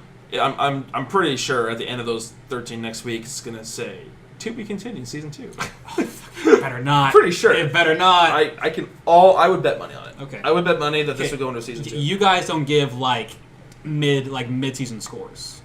I don't like to. I don't like to I- either. I I'm- don't think it's really fair. I'm giving that show A-. It's still one of the better shows this season. Well, okay, I mean, from what I've seen so far, either A- or B+. Yeah, it's still a great show. It's Depending on how just, generous I'm feeling. we'll see how it ends. I mean, there's shows that can't that end, like, you know, start off really good and end poorly, like Guilty Crown. So, you know, we Oh God. have to find a way to bring up Guilty Crown every single time we talk about Well, this. we won't But, go into that. Yeah, but I hope it's great. I really do. Alright, let's end Attack on Titan right there. That's the name of the show, Attack on Titan. Alright, I'm going to be talking for a while here, because the next 3 shows only I watched, but I don't have too much to say about them. I'll try and keep it short. Hayate no Gotoku Cuties, it's Hayate the Chinchilla Season 2, in that the Manglobe still can't keep the hair proportions constant. Like, oh my god, Nagi's hair grew and shrunk in the same scene. I don't know who is drawing these characters. Anyways, Hayate no Gotoku Cuties is the 4th season of Hayate we've had animated. And it just progressively gets worse, actually. This season, they took a character, and every episode they focus on the character. Up until 10, and then 11 and 12 are actually an original animated story that's proportionally as dumb as the rest of the series. So basically, the only reason to watch this show is to pick out a character you like from the series and watch their episode. That's always the way to build an And anime, I that's think. pretty much it. Because if you don't care about an episode, if you don't care about the other characters in an episode, then it's fuck gonna be you. a bad episode. Yeah. Like my favorite character is Maria, the maid. What episode was that? 10. Oh, well, look at you. Yeah. How was the wait? Was it worth it? Like, the thing is, they continued the canonic, like, I feel like when Can't Take My Eyes Off You happened like 2 seasons ago or whatever, they created like this whole new like story that wasn't actually canon to the manga, and they continued that bullshit. Mm-hmm. I don't know how, but Hinagiku in both seasons was able to summon a sword out of nowhere. Huh. That there's none of that like Isumi cannot Shinku Hadoken spirits. I don't know what. Why not? I don't, because Hayate no Gotoku is awesome. The first season and the second season are awesome, Yeah. and Manglobe is just Manglobe made a movie. This next the series after OVA, and then this series, and they're all shit. It's called Cuties, huh? Cuties. Because guess what? The girls are all cuties. Yay! Anyways, show's shit. If you like Hayate, don't watch it. If you like shit, watch this show. Like, if there's a character you really like, just watch that one episode for it. Just go wiki which freaking episode it is. It's garbage. All right. Anyways, next up is Yu Yu The Shiki. show was killing you inside. Yeah. See right there. Sorry, I'm getting AIDS from cuties. Okay, next up is Yu Yu Shiki. I like the show a lot. Like, I mean, it's just a slice of life comedy, so I mean, I can't really rate it that high in terms of like quality, production value, and great story. But I will give it one thing: out of all the shows this season, I'm gonna miss Yu Yu Shiki the most because they were always having fun, and I enjoyed watching these girls just always having fun. And what I liked, Isn't that called canon? No, they were just being dumb Oh, okay. for. All right. This show had the type of comedy I like in anime, where the straight man and the silly guy. Yeah. Kaon didn't have that really, because No. Mio wasn't even a straight man. She was like Mugi was not straight either. well, right. She was lesbian as shit probably. Oh yeah. Like no, Mugi was retarded. Main character Yui was retarded. Ritsu was was alright. retarded. No, she was retarded. Mio and Asuza were the only two straight people, but they never kept the other ones in line. And so I was like, what's the point of being a straight? You're actually just fan service relief. That's what you are. Yeah. But Yui is the tall one with blonde hair, Mhm. and Yuzuko and Yukari are the two that always like to pick on her. Mm-hmm. And she's always such a good sport about it, but she always like tells them like, "Stop it, faggots." She say that? I hope she says that. Please, tell me she says that. She gets pretty ticked off at him sometimes, and it's really funny. But what I really like about the show is they could digress, and you're trying to follow their little like comedic like talk, just their spiels about nothing, Yeah. and then they would just digress from there, and you're like, how do we get to this topic? And then they would just start singing about it. Like they would say something like, okay, they would usually start with them like asking Yui some rhetorical question. Yeah. And she'd be like, I wish I could remember a good example. Like, I like mustard on my pickles. sure, why not? Like, what do you prefer, like mustard or ketchup? And then she'd say like, let's just assume the Japanese words for like sugar ketchup or something like rhymed or something. Should be like sugar ketchup, and you would be like sugar ketchup. Sugar ketchup, sugar ketchup, sugar ketchup, sugar ketchup. And then they would just drive Yui nuts. And she's just like, shut up! I gave this show a solid B+ in that I enjoyed every minute of it, but it was the most lighthearted thing. I also had a great soundtrack, opening ending, by Exit Tunes, DJ Uto or whatever. And like he like produced the music, and then like the voice actors for those three girls like sang the opening and ending. I love them both. Okay. But like they set you up because like the opening was so happy, and you watch the show and they're just having a great time. Yeah. But anyway, sorry. Let me get to the plot of the show. The plot is that for no reason they take over a dead data processing club. So in every episode they think about something to research on the computer. Essentially wiki. They literally are just like wiki every fucking day. Uh-huh. And they like start talking about that. Like one episode they start talking about Jupiter. Like what's up with Jupiter? Blah blah blah blah blah. Let's wrap it up. So they write some shit on the board. I'm like, yeah, all right, let's get out of here. And then they call the teacher Okasa and Mom. Mm-hmm. So they always call it Mom. And like they always try to figure out ways of like picking on Mom. And Yui's like, don't pick on Mom. She's like, I want to see Mom cry. I wonder if she can cry. Can she cry? Maybe. What can we do to make her cry? I don't think she likes horror movies. Let's just talk about really scary things around her all the time. Okay, don't do that. Actually, let's do that. I want to know too. Okay, that seemed alright. No. I love that show. I love it when they just start. There's this one really early on. They start singing about something, and I thought it was the funniest thing. I don't know why. I just lost it. It's like what do we call it when we do like Sally sells she sells by the she store, like those kind of things. Yeah. Alliteration. Yeah. I guess where so. it's like hard to say things in a line because of how they A sound. tongue twister. Yeah, like a tongue twister kind of thing. Like they would do that, and then they would turn to a song. Oh god. Wow. It was great. Anyways, yeah, Yu Shiki, if you like slice of life comedy, cute girls doing cute things, just watch it. Also, Yukari's Rich House is awesome. Okay. Next up, Ayura. Alright, here's the mitigating factor. Here's the mitigating factor for Ayura.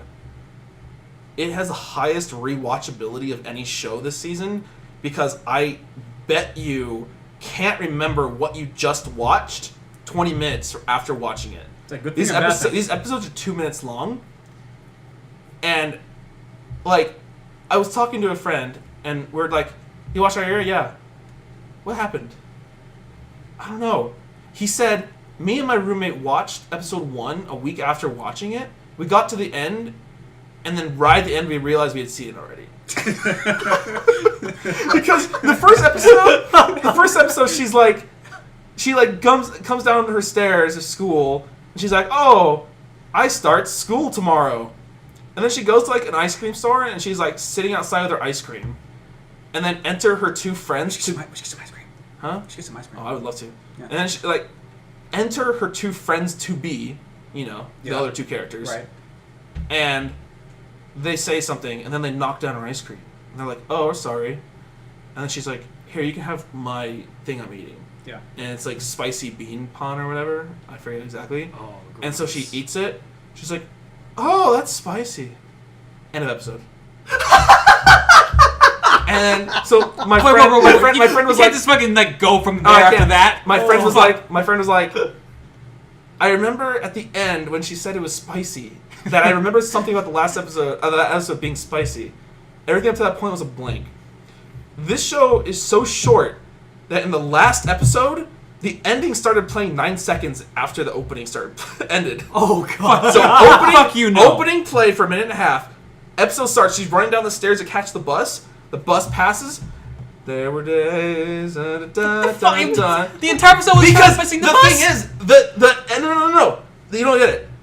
Up to that point, they had never played the full ending, but they wanted to play the full ending, which is about 3 minutes. Uh-huh. So in order to fill that full 3-minute song in the show, they had to start 9 seconds in. So they finished the whole episode while the ending was going on. They talked and everything, but the song was playing in the background.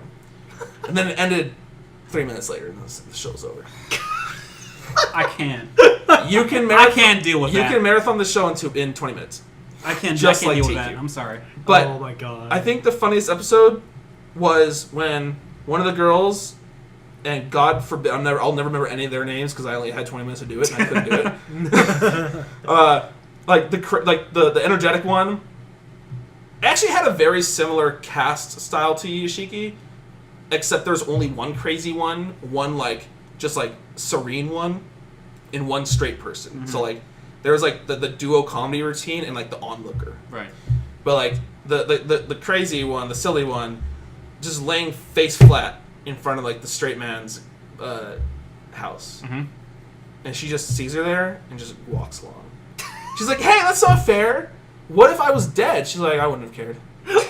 And then they get to school, and she's like, "What if she was the one laying in front of your house?" She's like, "I would have called an ambulance immediately, held her up, and gave her CPR." Okay. She's like, "That's not fair. There were times." There were words. Another episode I liked. The silly one's like, "I want to be called a captain." All right. Okay. I'm just gonna give her. What was her name?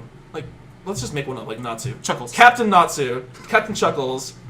That doesn't work. I want to join a club, and I want to earn the title captain. All right, go join a club. It's too hard. Too much work.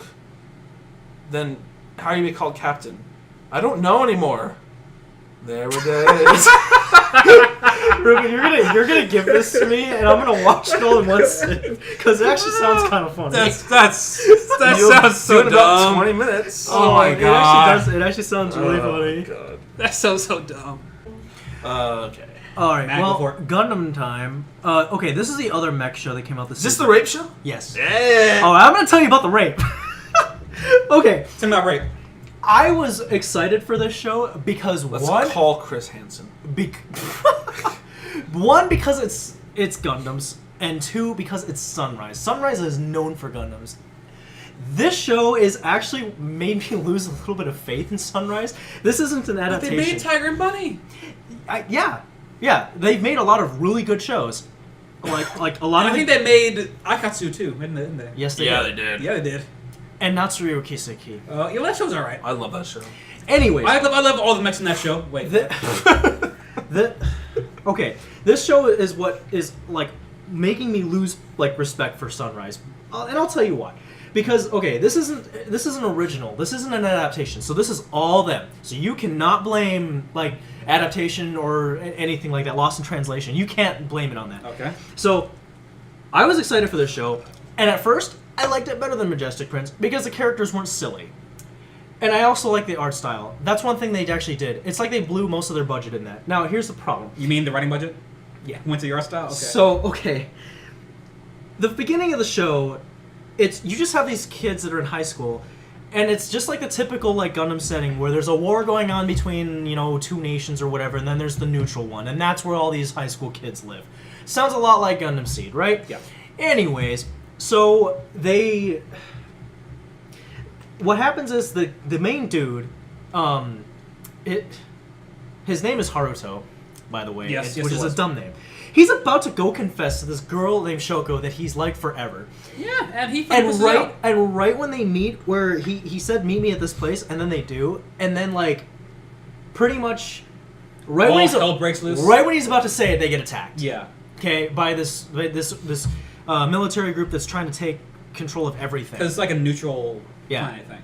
So then a bunch of people get pieced out, and then you find out that the other government, the opposing one, was not going to do anything to save these people. They're like, oh, lost cause. Well, too bad for you. Yeah.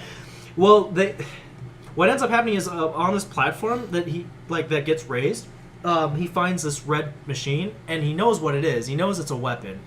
And Didn't like his girlfriend get killed? yeah, the thing is, she was in a car trying to get away, and you just see it get pieced out, and you assume she's dead. Like, fuck, that girl's fucking dead, yeah. He's like, I'm gonna take revenge on everybody. I'm gonna get in this thing, and he's like trying to make it move. He's like, you're a weapon, right? Why can't you fight? And it's like, well, because it's a machine, you don't know how to do it, so whatever.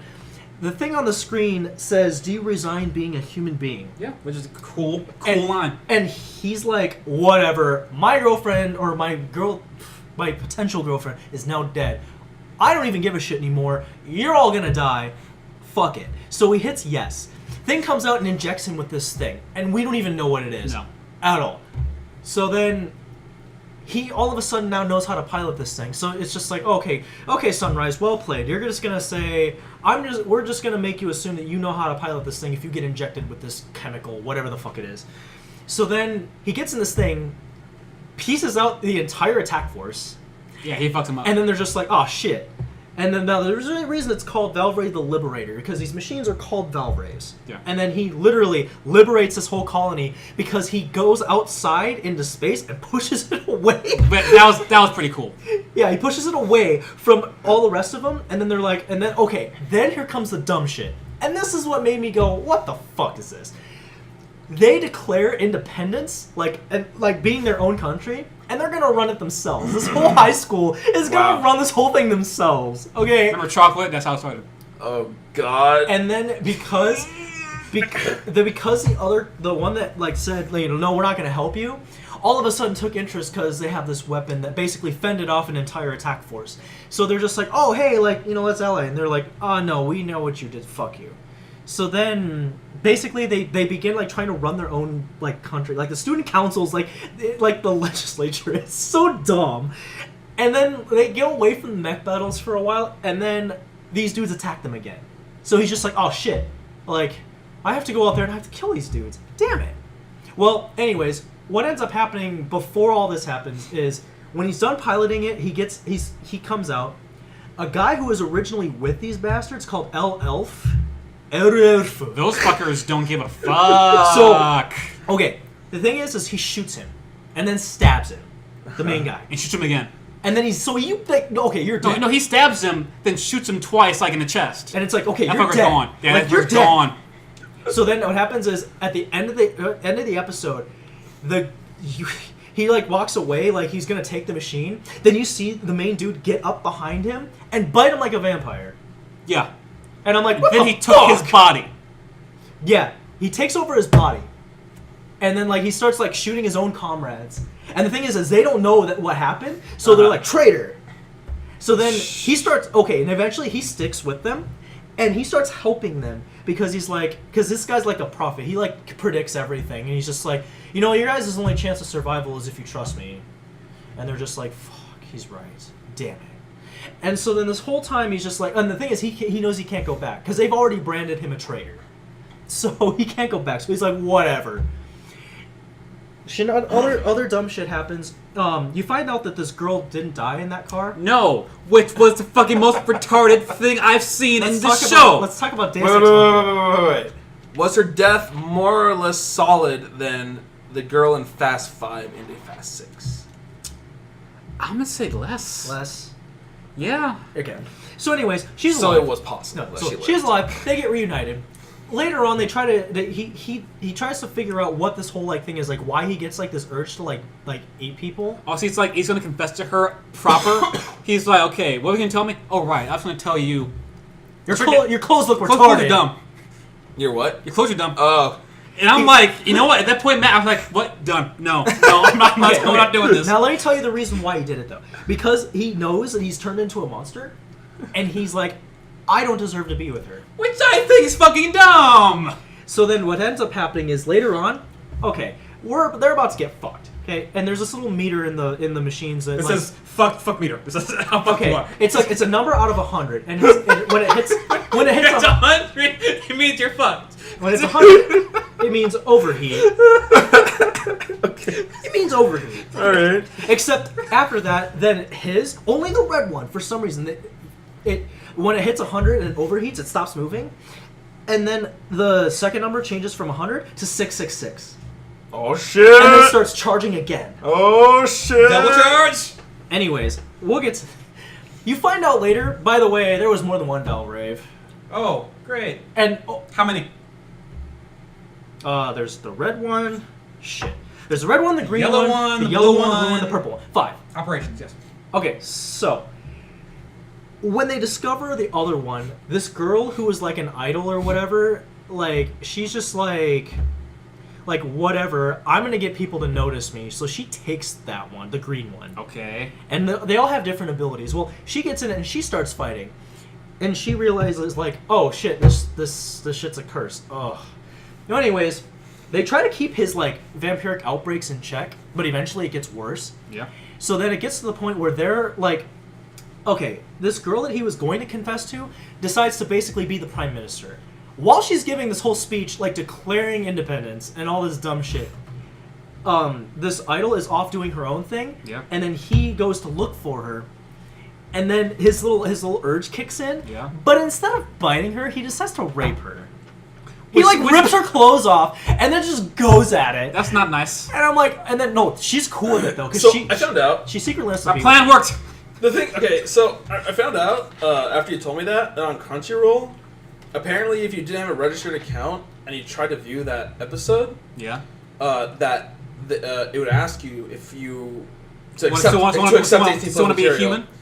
And I was like, well, oh, okay.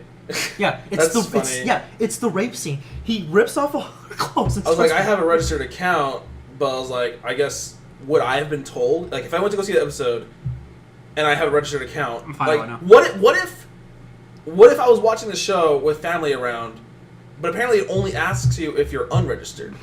But me being registered, I would not have any forewarning.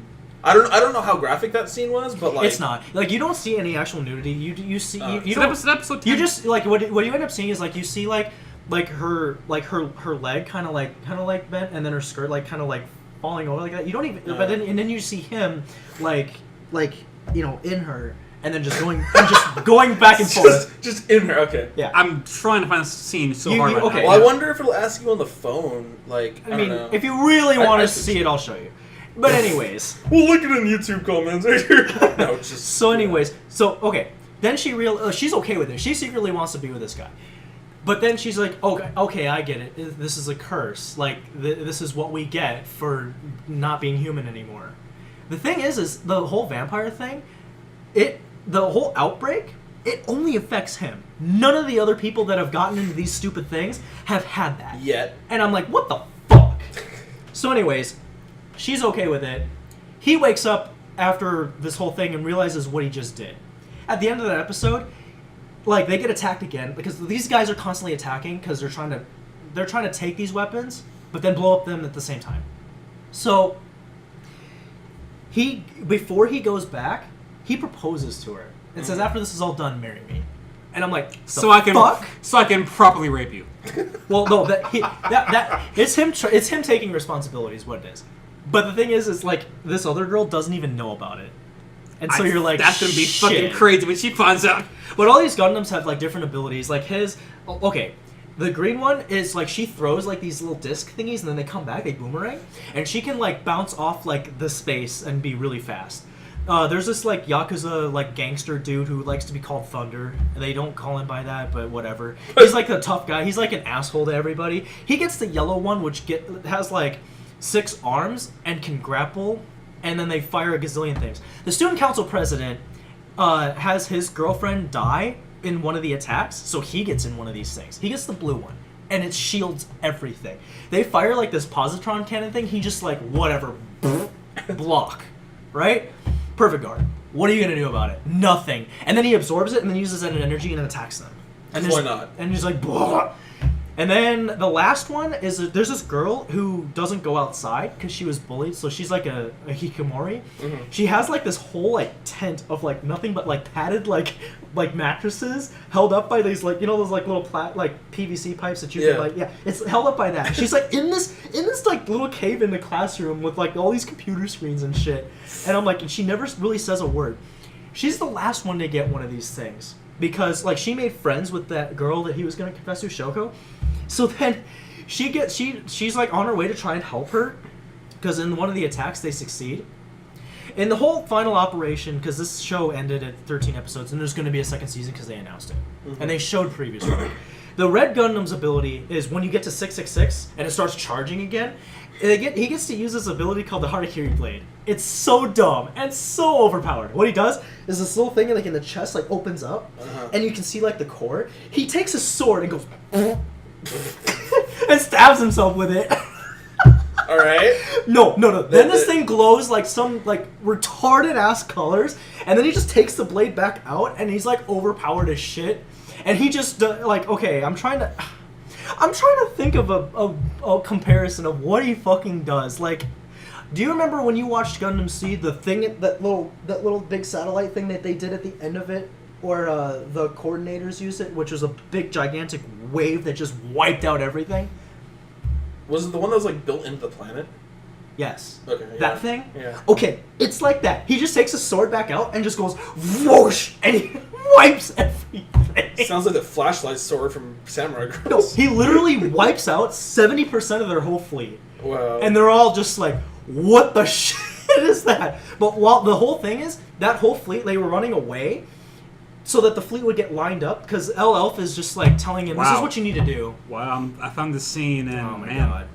So he wipes them out. Did I ask you for 18 plus? No, I went to my watchanime.com. Okay. So he wipes Dude, bro, man. he wipes them out, but he's like, oh, by the way, that was a distraction. Now my elite They're in the goddamn woods. Yes. The fuck? By the way, my elite mobile suit team is going to come up from underneath with this drill thing and is going to start drilling through the bottom of your colony, and we're going to invade. Mm-hmm. Oh, what the fuck? That's when the... During that God, my fucking God. During that fucking Prime Minister fucking scene, when she's talking, she says, and I quote, "You only live once." Yes, I know. I told you about this. YOLO! Yeah. I fucking hate this show. Yeah, it's dumb. Can we stop talking about this?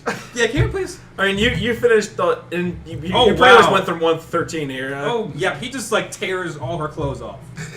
What the fuck? Okay, the subs are fucking with me, because it says, subs are like, yeah, YOLO! But, Okay, you know who it is? GG. So of course they fucking They're full of would. trolls. Like, Yes. didn't we meet them at the Madoka movie? Yeah. They're full of trolls, so yeah. Yeah, they are. Okay. So anyways, show's dumb. I lost respect for Sunrise. Sounds like a Show. mecha to me. It sounds so mecha. Okay, but the thing is... Giant swords that wipe out 70% of the fleet at once. Sounds like the most mecha thing I've seen Okay. since But at least... Gurren Lagann. But at least, like, Gundam 00 had some merit to it. And you actually could take Once that we show get seriously. to the moon, let's do whatever we want. Yeah, it's so fucking dumb. That's such a dumb That's fucking- why I'm like, really, Sunrise? Are you fucking serious? After doing masterpieces like Gundam 00 and like Gundam Unicorn, like you give me this bullshit? Like, oh my god. Like, it's one of these shows where like, it's bad and you know it's bad, but you're gonna keep watching Meaning anyways. it's a train wreck. You call it a train wreck. Train wreck. It is. But you're gonna keep watching because you want to see like how much worse it can possibly get. And then you kind of are curious as to how they resolve everything and how dumb they go about it. Like, it seriously is one of those. I'm not sure this is rape anymore. It's more like aggressive sexual advance more than anything else. Aggressive. Oh my god. What would you rate this, man? Okay, me personally, like, every episode still made me want to know what happens next because they threw what the fucks at me all over the place.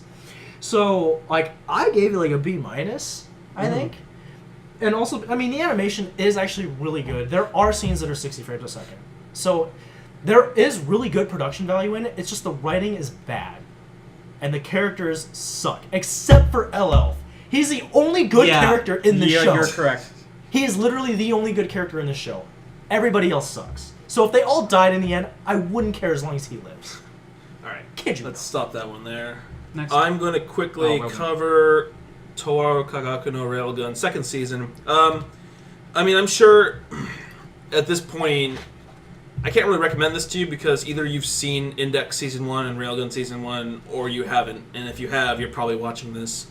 But it is a continuation of the side story of Misaka Mikoto, the Railgun, who is part of the Index universe. Only thing I really have to say about the show is that it is so much better than the first season of Railgun because it is just taking off. The first season of Railgun chronologically happened before Index Season 1, which took me forever to realize, but nothing happened. Actually, most of the episodes are just filler crap that nothing happened. Great. Awesome. Like the one episode where they had to like show off their school, so they all dress up in maid outfits because why not? Mm-hmm. But no, this season's amazing. It's actually Misaka's side of the story of Index Season 1, where they do the sisters arc. But now we're seeing it from Misaka's point of view because they were cloned off her. And so, if you've seen Index Season 1, you should watch this show. It gets intense like a circus.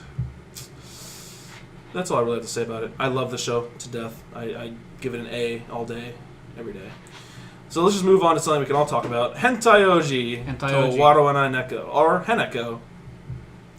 The Hentai Prince and the Stony Cat. Yep. What do we want to start here? I don't fucking know. Okay, I know where to start. Okay. I love this opening. You love the opening. I respect the opening. Like, it's lolly as all hell. The original creator of this story, of this manga, light novel, whatever the hell, was so shameless in drawing these characters. He really Because was. I'm pretty sure his or her, I'm not doubting it could be a girl that actually made this, Yeah. but it's possible.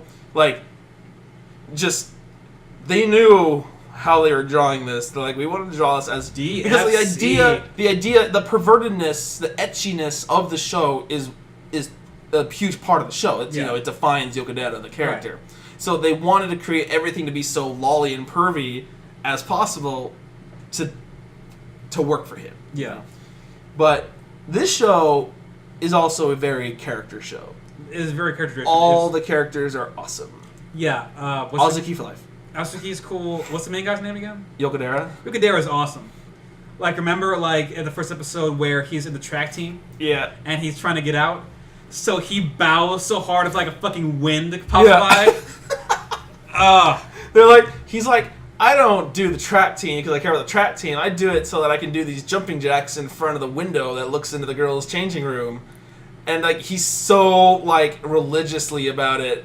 Yeah. Like, he does it every day without fail because he wants to see those girls changing. Yeah. So, Tsukushi, Tsukiko's older sister, which you don't know right away. Tsukushi, she's the captain. She's like, Yokadera, you are a shining example of this team. You work harder than anyone.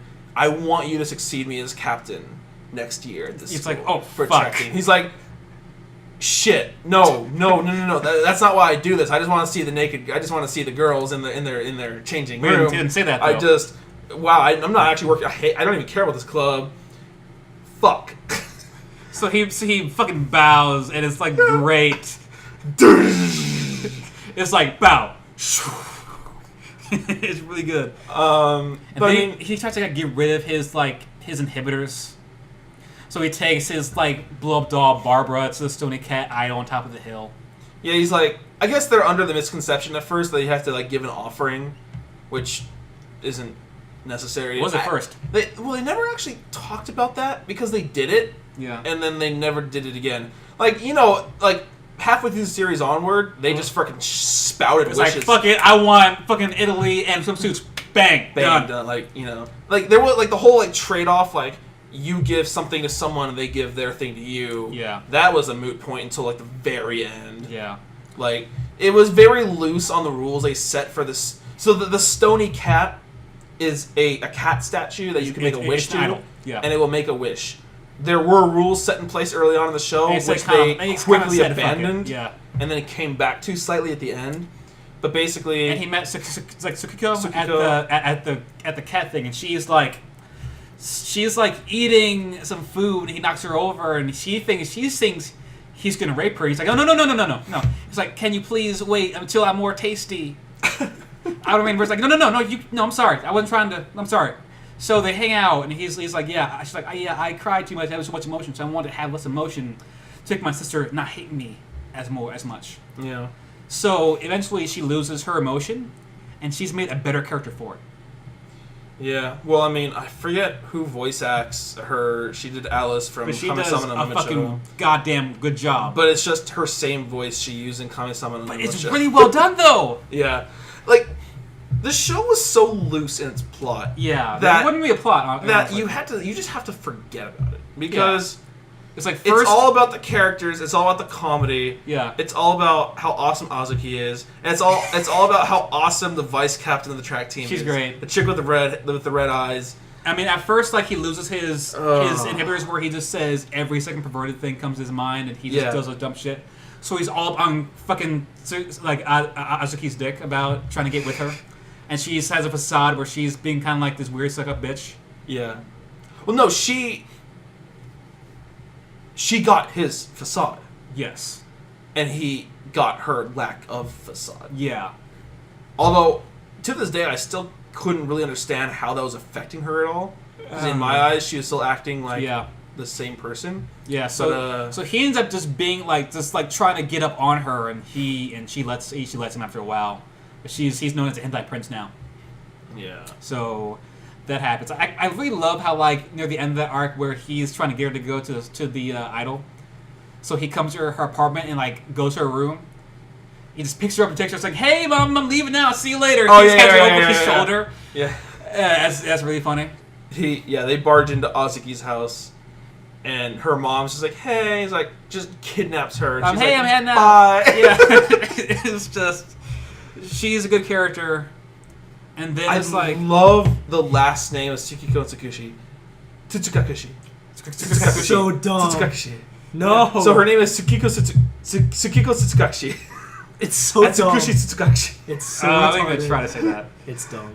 I mean, there's a point where, like, the captain of the track team, which he calls like Miss Steele, yeah, who is, you find out, Tsukiko's older sister. he pretends to be like his younger twin brother, Oh my and god. then she falls in love with what she thinks is younger twin brother. Because she knows that Yokodera is getting all up in Tsukiko's grill. Yeah. You know, and she's like, no. Well, long story short, she was like totally like lesbian for her own sister, but you know, Yeah. what storyline aside, she's like, I don't want you being around her. You know, she's all mine. Yeah. And he's like, no, you got it all wrong. I'm My younger brother. Yokodera's younger brother. She's like, oh, well, make that's sure fine. your older brother stays away from her. And she just buys it for the rest of the series. And then you have to say, like, look, I was lying when I said that. And then- I'm not. He doesn't exist. It's like, oh, no, I got you. First, she falls in love with the younger Yeah. brother. Yeah, that's the important part. And And then, he's like, it's like, oh, I got you. So you're saying you were abandoned by your family, so you don't exist. Don't worry, I'll adopt you. Yeah. So it was. What? Yeah. no matter what he tries to say to make her believe that he's not actually a second person, she will always take it in a way where it's like, no, you exist. Yeah. Like, even at the end of the show, like, everything's resolved, she's like, Yokodera's younger brother, right there. I love Tsukiko so much because she becomes like so like passive aggressive tsundere, Yeah. where it's like she was in his room, and at one point like she had like climbed into like the sex doll's like case. Yeah. And she's like, and he's like hoping he'd fall onto her. and like she's just really well acted. She's like, sure. Yeah, and it's like at some point she finds all his DVDs of like depressed chicks. She just starts taking a fucking search of them, and just fucking them up. It's like ones you can keep, ones you cannot keep. And the keeper like all these like little girl like flat chested chicks, and all the ones can't keep like all these big breasted bitches, and like really funny. It's like, she's really good. I think the reason I why think it's dramatic at the end of this series, though. the reason why, yeah, it does. Like, and the thing, I don't like Tsukiko as much as I like the other characters. It's just because she's such a woman in that, like, the only thing that matters to her are the stupidest things, which Yokodera like mentions. Like, who gives a fuck if you were the first one that ever met me? Who gives a fuck if we have our memories from when we were 8? Yeah. Hey, who gives a fuck if, you know, I'm spending more time with Azuki, which I'm not. Yeah, and it's like I like you. It's like at one point, like It doesn't. None of that matters, and she's like, "It's all that matters." Tsukiki, she was like interrogating Yokodera about Tsukiko. I don't know. She's totally cute and awesome, and she's great. Then he later comes by her house, and she's like in the kitchen, all like in the apron, like dancing around, saying how cute and great she is. Yokodera said she was. Yeah, and that was pretty funny. I mean, there was some decent drama here and there. Was like she was felt apart from her sister, and she wanted to have like Yokodera as like her brother as a part of her family, but he wasn't down with that. So he kind of... It was, I mean, yeah, the whole mid-section, like, after the first arc and before the last arc, everything in between was all, who done it? Who done the wish? Yeah. Who made the wish? Yeah. Like there was the house arc, the Italy arc, and there's one more, the house, flooding. The rabbit, Italy. And then there was the mom. Was there another one in between the original arc between Azuki and the last arc of the mom? I think there was another one. I don't think there was. I think like the Italy thing was done with. Then there was the family thing, the sister, and then there was a mom. Yeah. But then that shows. Well, I guess after the first arc, there was really like a good. It went to like a good like episode 5 or something with Azuki still about like getting her back to like not hating life. But I mean, it got really loose with the rules, but at the same time, it's still a fun, entertaining show. I recommend. No, it was great. I give it like a B, probably. I give it a. What did I give you a hard B?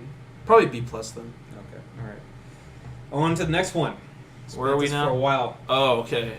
That's you. Utena Prince Sama My Love 2000%.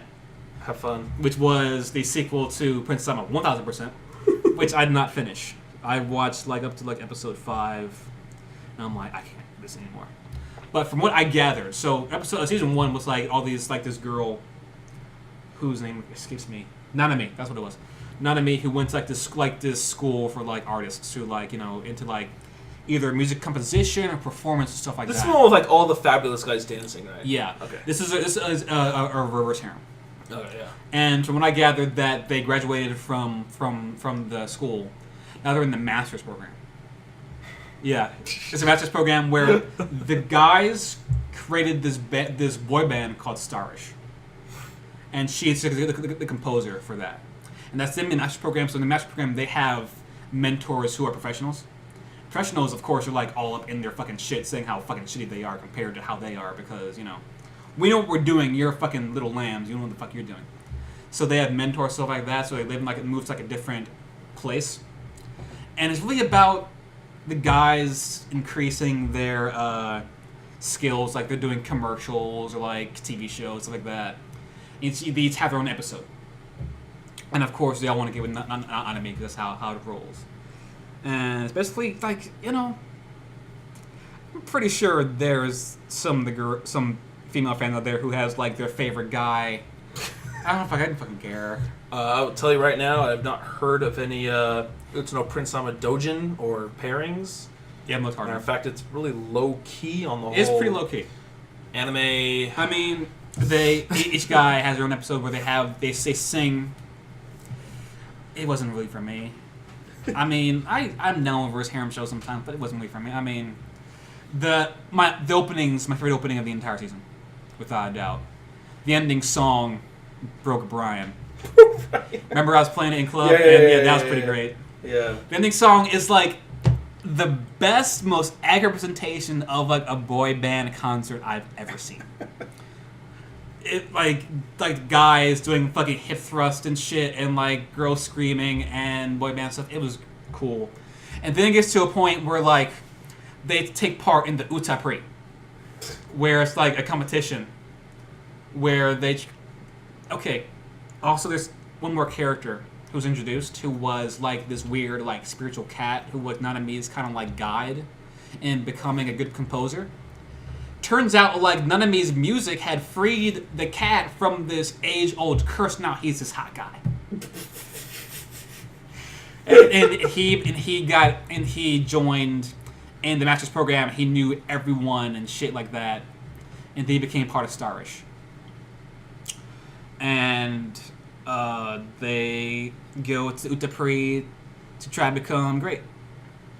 How long is this show? 12 episodes. No, 13 episodes. Or 12. 12, 13. One of those, okay. Show's alright. I don't know. I give it a C. It's average. Like, I didn't much care for it.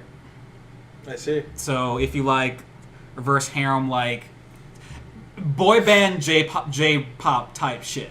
Because it's all about that. So, if you bought that life, go ahead and watch it. It wouldn't wait for me. What you got to Alright, we're gonna talk about not Pocahontas, Sweet Saint No Gargantia. I'm gonna lay on this beanbag chair after I do whatever. So. The Probably the best show so far. One of them, anyways. it is my favorite show of the season.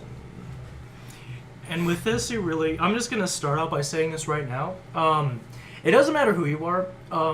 You should give this show a chance because one, it's production IG, and it's an original, and they usually don't fail. Except for Guilty Crown. Okay, mine is that. But the writer for this show is highly respected, and he's written like 2 10s on my anime list. One being Madoka Magica, and the other one being Psycho-Pass. He also did Fate Zero. And Fate Zero. Oh, 3 And 10s. He wrote the 3 he 10s. wrote the very popular visual novel Sai no Uta. And something else too, I forgot. There's a handful of other. Actually, I looked it up. One of the older ones is a show called Blast Writer, which came out in 2008, but I couldn't get past the horrible CG from back then. So whatever. But anyways, no. This show, okay. So this show's my favorite show of the season. I'm gonna say right now, I gave it an A, not an A plus. Also known as I gave it a 9, not a 10. And I love this show, but for a couple of reasons. First of all, Urobuchi Gen is a great writer, but he just wrote Pocahontas. This show is Pocahontas, Dancing with Wolves, and James Cameron Avatar, all in one anime. And although it's a great story that can be reused many times, and it was done very well here, the fact is I feel like you can't really say that it was all him. But also there were some strange things that happened in the show that were kind of weird, like, oh, why'd you kill all those pirates? No. Oh. These pirates come, they get slaughtered, not a single one returns, and then more pirates decide, oh, I think we should go figure out what happened. Let's go try and raid them again. Yeah. Even though they probably got completely evaporated by lasers. Yeah. And then they're like, don't kill human life. Human life is important, but it's okay when we fight and kill each other with more casualties on both sides, because at least it's fair and balanced that way. Yeah. Like that didn't make a whole lot of sense to me. That's I was like, exactly, like, it's not. I don't want to knock it, and like they didn't actually like specifically say that, but you are thinking about it when you're watching the show. Like, so they bitched at him for killing all the pirates, and then when they come back, both sides pretty much suffer losses, which could have been avoided if they just let him slaughter the pirates again. pretty much, yeah. But it's like, no, you gotta respect life. even though they're not. Well, he even pointed that out too. He's like, well, okay, if you're valuing human life, why do you arm yourselves then? But because they all had weapons. aside from that, still my favorite show of the season because really the good. story was really good. The characters and let me tell you, the animation was superb. The soundtrack's fantastic. Characters are all great, and Pinion, the salvage guy, does like he's got this like cheapo, like spoiled, like selfish attitude, and his hair's like slicked back for the entire show. Yeah. And then like at the end of the show, when he like is gonna like start helping his comrades out and like selfless helping, he like puts his hair in like the old anime spiky style, and he's like a badass looking guy. Yeah. It's like, well, that's some characterization right there. Well, long story short, this dude's in the future. He's fighting this in the space battle against the Hideaze, which are like these squid-looking things. Well, he gets caught in a wormhole, and he tries to save another ship, I think. And he tries to save his captain. Yeah, and he gets thrown like all sorts of all over the place in space. We're not going to go into how all that works, but anyways, he ends up on Earth in a time period very much before the technology that he has or that he's used to. Well, it's the same time period, but what had happened is Earth essentially got obliterated. Like, the ice caps melted more or less, so it's just a huge ocean now. And so they're all on ships. And so like their technology was wiped out, and essentially civilization was almost reset. Yeah. All the technology that lived is out in some other quadrant of the universe now. So then he's trying to learn how to adapt to a non-combatant type lifestyle because he's been used to fighting because he's a soldier. And then now he's on this planet where there really isn't that much fighting, but then they go and investigate. They put him to work kind of because he wants to be useful, and he learns their ways. They go salvaging, and then when he goes underwater to try and recover this stuff, he finds these what they call whale squids that look exactly like the Hideaze. And then his mech thing called Chamber does like an analysis or whatever and says that the match is like over 95% or something like that. So then he instinctively just annihilates them all. When they get into this ruins, this is when this was the twist. And it was done in such a great way, but you can talk about it. Yeah. So he agrees to do this salvaging thing. They go and they find this. There's like this what used to be like a research facility that's underwater. Well, they go under there and they're trying to salvage like the stuff from there so that this Pinion guy can like hold on to it or do whatever with it, become rich because of it. But they can't get there because all the whale squids are like that's like their nest. So he's like, I need you to go down there and take them all out. So he does. When he gets down there, he finds this file that's been there for, ever and a half. So he has his mech thing open all of them and decrypt them all. And then he realized, like, he basically has a history lesson, and it shows, like, what happened on Earth, and that the whole research thing was prolonging human life. And the only way they could do it was having like these squid like exoskeleton type things, and then they could be preserved that way, and then they could actually go into space and go to other planets. But there were people that were opposed to this, kind of like in Gundam Seed, naturals and coordinators. What do they call like the evolutionists, or not? Well, not evolutionists, but like there was a word they used for it. Yeah. Well, anyways, it's like the people saying, "Hey, you can't play God. Like this isn't right." And then there's a whole war that breaks out between the people that are for doing this evolution thing, and then the one's opposed to it. And then that's when you basically realize, oh shit, like the whole war he's been fighting is he's on the side that wants to preserve the basic human, whatever, against the Hideaze, which are basically the people that want to evolve. And then when he sees all this, he realizes that these squid things are actually people. And then the one that was in the facility or whatever that comes up and then his machine just like without even him issuing a command, just like kills it after he told him to stop.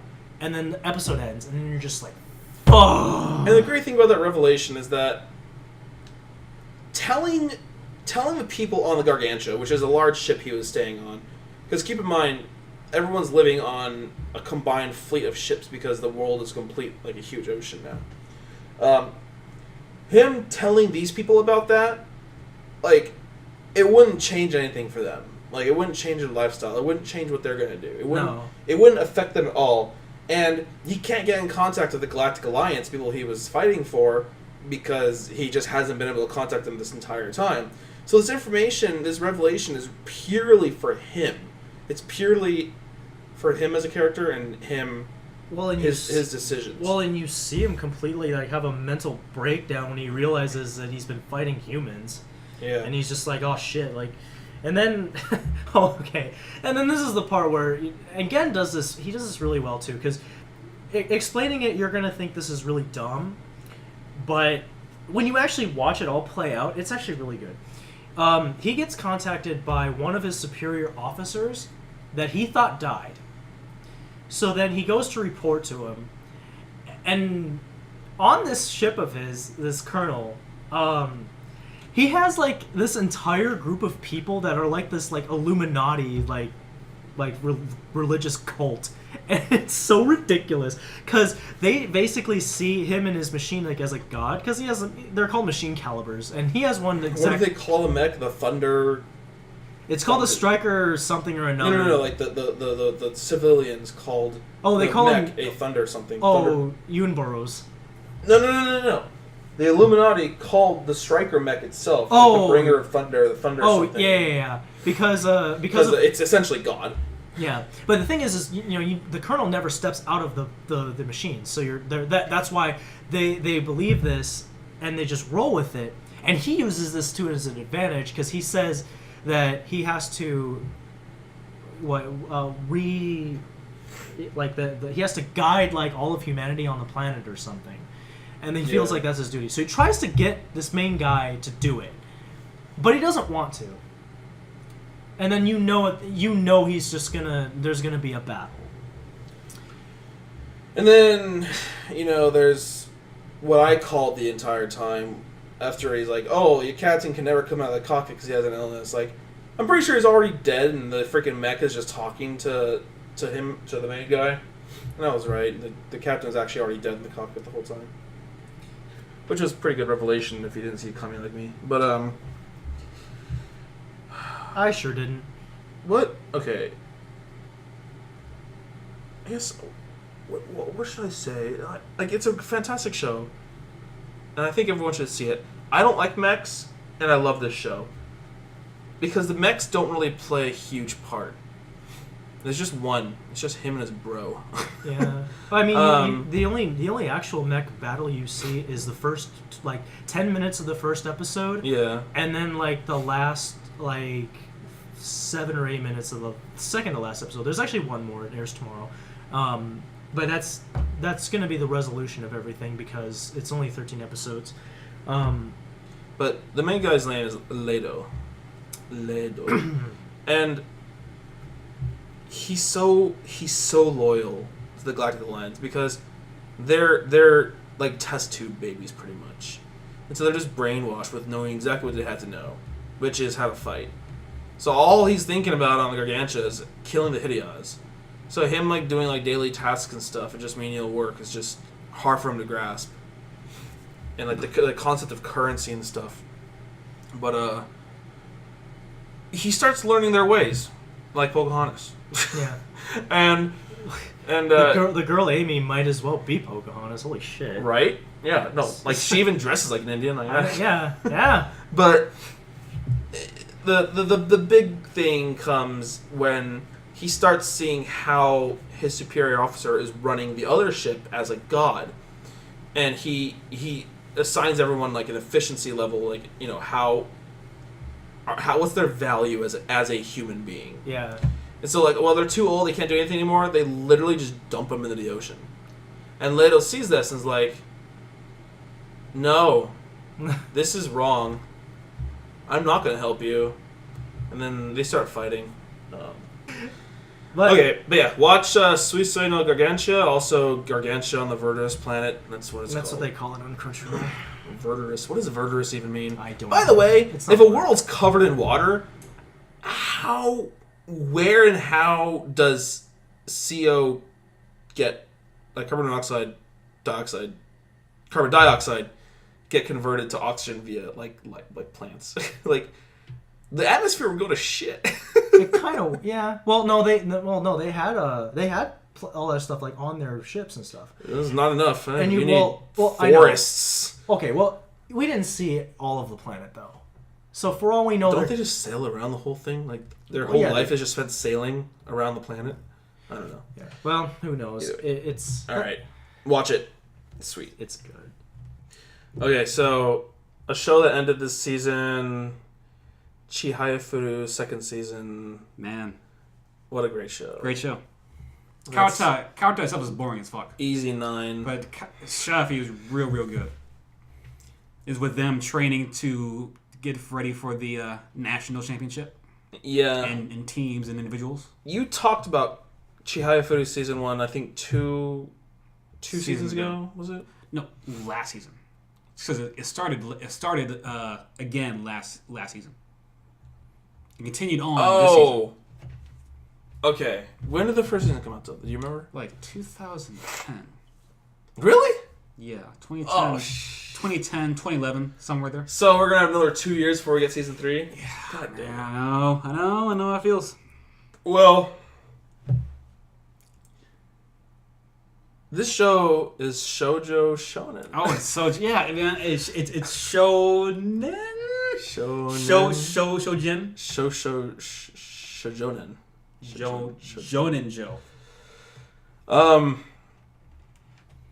There's not really a lot to say about it. It is about Chihaya, and she creates the karate club at school to because her goal is to play karate again with her childhood friend Wataya Arata and lover, now lover, who has the thickest Kyoto accent in the freaking world. I say you kept fucking on. I couldn't hear that shit at all. I guess because I'm an uncultured beast. All I know is that the championships for team were fucking hype. Yeah, so she gets 6 people together on the karate team for 7. school. 5. There are 5 playing in the championship. Wait, 3. And there's 7 on the team. Oh yeah, that's right. Yeah. 7. Yeah. And she loves karate more than life itself. Right. Which is because she ruins her hand. She breaks her finger pretty much. More or less, and she's like karate. Yeah. It's so she made it all the way to the championship in the team final. And the other team has they were 35 deep. Oh, yeah. As a team, they put their top 5 out there, and during the match, she broke her finger, and she played through a broken finger, and she still won, and they still won a championship, and that was pretty cool. Yeah. And then came the individual championship, where it's the classes from class D all the way to class A play individual matches, and she played left-handed for a while. Yeah. So she faced Shinobu. Queen. Who is the queen, who is the best player in Japan, therefore the world. The best female player. Best female player in Japan, yeah. She mentioned earlier in the season how, she still loses to Master Suo, the king. The king, yeah. And she was, it was pretty fucking badass, where she had, her right hand wrapped up and stuff. Yeah. She found out she was facing, Shinobu, didn't say anything, just started unwrapping her right hand. Yeah. That was real good. This. But then that lasted all of 5 turns because she's broken fingers. She can't really do well. Right. She tried to face the queen using her left hand, her non-natural hand, and she got her ass kicked. Right. Naturally. There's not really a lot to say about the show. It's just really good. It's really good. I mean, I talked about Shy of You last video. Reference that if you really want it to that bad. There's love triangle, Taichi. Now it's really getting deep because at the end of the season now. She's really, she's spoken about her love for Arata. Yeah. In Taichi, of course, we all know Taichi loves Shia. Yeah. But now it's Ome, was that the name of the girl who's into the poems? Oe, yeah. She's Taichi, you have to fucking do better, man. Not fucking working hard enough. So she's so they golfed, so Shia makes friends with the coach of the second place team, who is a super cool character. She's yeah, if you guys want to come to our camp, That's cool. So Oe is like, yo, I got these dudes over here. I got them. You, Taichi, you and Shai go to the camp, and you get on that. So that's where it left off at, which I'm looking forward to that. Also, Arata and Shinobu played in the Class A championship. Yeah. Which are some of the two top players in the country. So that was pretty fucking cool. Taichi finally got to Class A after all these years. Everyone on the team played an individual. Won their division. And they all won their division except for Chihaya. Their class division except for Chihaya. But it's like, come on. It's kind of a rough goal to win also, Class A. That means you're basically she was the best player on the best team in Japan. Yeah. So that's fine too. But now I have to wait, like, what, a year and a half probably for season it's 3? It's going to be so long. I didn't know how long ago Chihaya Furu Season 1 came out. Okay. But I mean... Whew. Okay, guys. The Arata versus Shinobu fight duel match, like, I just didn't expect it. But after seeing it, like, it makes sense that they would show it now because they need to have Chihaya shine next season. It's going to be the last year of school. Yeah. Because, like, 3 years. 3 years. 3 years in Japan for high school. So she needs to win. Yeah. Because it'll probably be the last season. I would give Chaya a solid A. Easy. Okay, easy, guys. How do you think about the season as a whole? Really good. I wanted to make two quick mentions on those movies. All right, go ahead. Kotonoha no Niwa, Garden of Words, is Makoto Shinkai's latest movie. He did Place Promised or Distant Land, Voice of the Distant Star, or Byosokuna 5 centimeter. 5 centimeters a second, and Children Chase Lost Voices. Mm-hmm. All great. Well, I didn't like Voice of the Distant Star, but that's just me. Like, that movie, Voice of the Distant Star, got him popular enough to keep making movies, which I'm glad people like that movie. I hate it, but I love every one of the subsequent works. Yeah. Well, this one was pretty good. This one was good too, Garden of Words, and it's about a guy who meets this lady at this bus stop, more or less. Mm-hmm. I don't think it was actually a bus stop, but it was pretty much a bus stop. Well, no, it's a park actually. It's a park. I'm gonna say bus stop. Bus stop. Whatever. But like, it keeps raining, so he goes there to see her, and they just talk, and then eventually he just like starts ditching school to be with her and just talk, and then things develop. Of course. And then I'm actually not gonna spoil this movie. Okay. But let's just say the ending of this movie was bipolar as hell. Mm-hmm. Like, she's happy, then he's happy, and then he gets solemn, and then she gets sad, and then he's sad, and then she's sad, and then he's angry, and then she's really sad, but then he's apologetic, and then she's happy, and then they're both happy. So I think that's a movie from beginning to end. Is that pretty much it? No, that's the last 10 minutes. Oh, fuck me. Okay. Well, now, it was pretty short for me. What was the other movie? The other movie is Nerawarata Gakuen, or Psychic School Wars. Fuck! What? I was looking forward to the movie for 5 months. It was first shown at a anime film festival in Scotland. Uh-huh. And I found out that, like, I was like, oh, this sounds amazing. It's sunrise. It looks beautiful. Like, it's beautiful. Mm-hmm. Watch this movie just for its animation. Okay. And it took a while, Japanese release, DVD, blah, blah, blah. I get to see it. Makes 0 sense. Huh. Sorry, it makes like 60% sense. Still felt like 0. Okay. And like, I find out that the anime movie is was developed for people who have either read the novel or seen one of like the 6 live action movies based off that novel. Mm-hmm. Which in Japan, let's take Star Trek.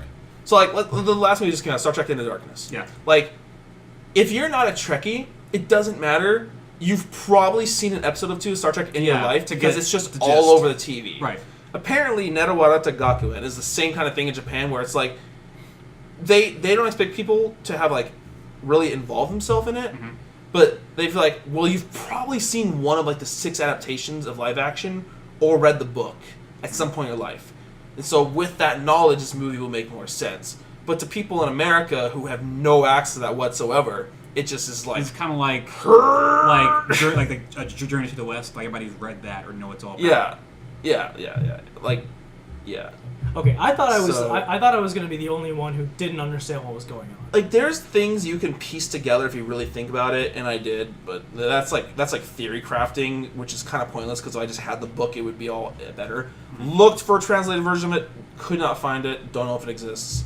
But regardless, holy shit, Sunrise brings like the animation to the table, and They bring their says, A game when they want to. like, watch us animate like 100 fucking Sakura petals in one frame. Yeah, that's Someone's not right. Oh my god. It pretty much was. And like But the CG for that's the psychic like sphere thing yeah, that was really good. woo! And like I liked what I understood of it, I liked a lot. Mhm. What I didn't understand of it, I wanted to know. So I guess the movie succeeded in something. Mhm. But you should check it out. Anyone should check it out. What about Wolf Children? Yuki. That was last season, but I never actually did talk about it. That was good. That was It's great. that was a heart. It's great. That was a heartwarming children kind of. Except there's that fucking one weird ass part. Except there's that one sex scene. Thing. Yeah. It involves. Innuendoed, Yeah. implied sex scene. Yeah, there was like a brief 2-second nudity, which whatever. But apart from that, that movie's real good. It was It's really super good. Wolf Children, Ame and Yuki. Yeah, the scene when they're like sliding down the mountain in the snow. Yeah, Excellent. yeah. Excellent. Okay, so what do you guys think of the season as a whole? This season, like we said, like I think It was fine. it was solid. I gave a lot of 9s, probably more than I should have. I might revamp it later, but no 10s. Attack on Titan should have blown everything away, It should but it have. fucked up. Yeah. It. Like I said, it's got potential. Yeah. And it could turn into a 10 later on. I want to get you guys 4 questions, which is 4. favorite character, favorite opening, favorite ending, favorite show. So Mike wasn't here for the last 10 No. minutes. But let's fucking recap this shit. Recap it right now. Oh my god. Oh, it's funny. Okay, Matt, talk about your stupid opening and endings again. Oh my god. Okay, well, show itself aside. Valkyrie. Yes. Valkyrie's opening. It's a good song. So you did hear him, okay. Okay, because well, I already explained this, but like I said, I hadn't heard TM Revolution do anything in the longest time. Okay. All of a sudden, I hear his voice, and I'm just like, that sounds like TM Revolution. Then see credits, TM Revolution cross Nana Mizuki. I'm like, oh well. Okay. Okay, but it was a good song. I the more you listen to it, the more I like it. So you know, What's your favorite ending theme? Gargantua, Really? by far, By, yeah, by far. Who's saying that? Chocho. Oh, well, that's why. Okay. yeah, Gargantua, same for me. Ending, fantastic song. Your favorite opening Second- is Henneko. Okay. Well, first of all, close second for favorite ending is Yu Yu Shiki's ending. Fantastic song. Okay. Favorite opening in terms of just I want to hear the song is Attack on Titan. Okay. All right. Now, opening I would love to watch over and over and over and over again, and I have done. Because is you're a pedophile. Hentai Oji's opening because it's just Okay. fantastically animated. Shout outs to Yu Yu Shiki's opening. Really? It's fantastic. Now, what's your favorite character of any anime this season? Favorite character? Yeah. That's you know what? That's actually kind of hard. That is difficult.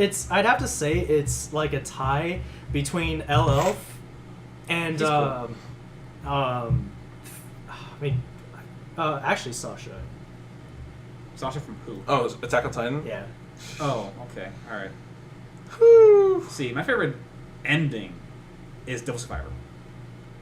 I like that song a lot.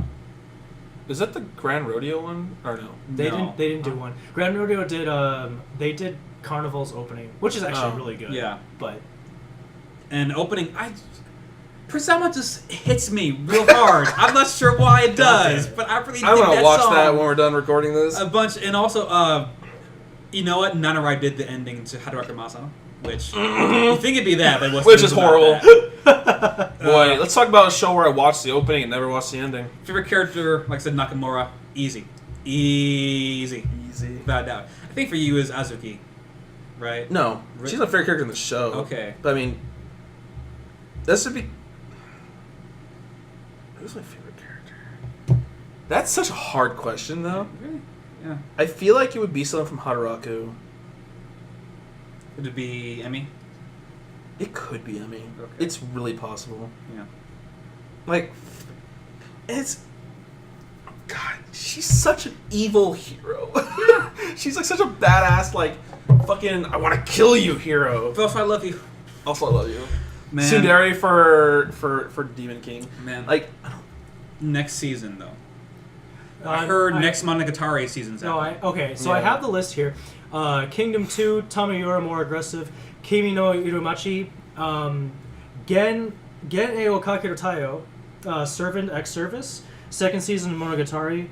is that, I think that's Kuro Monogatari. Is that white or...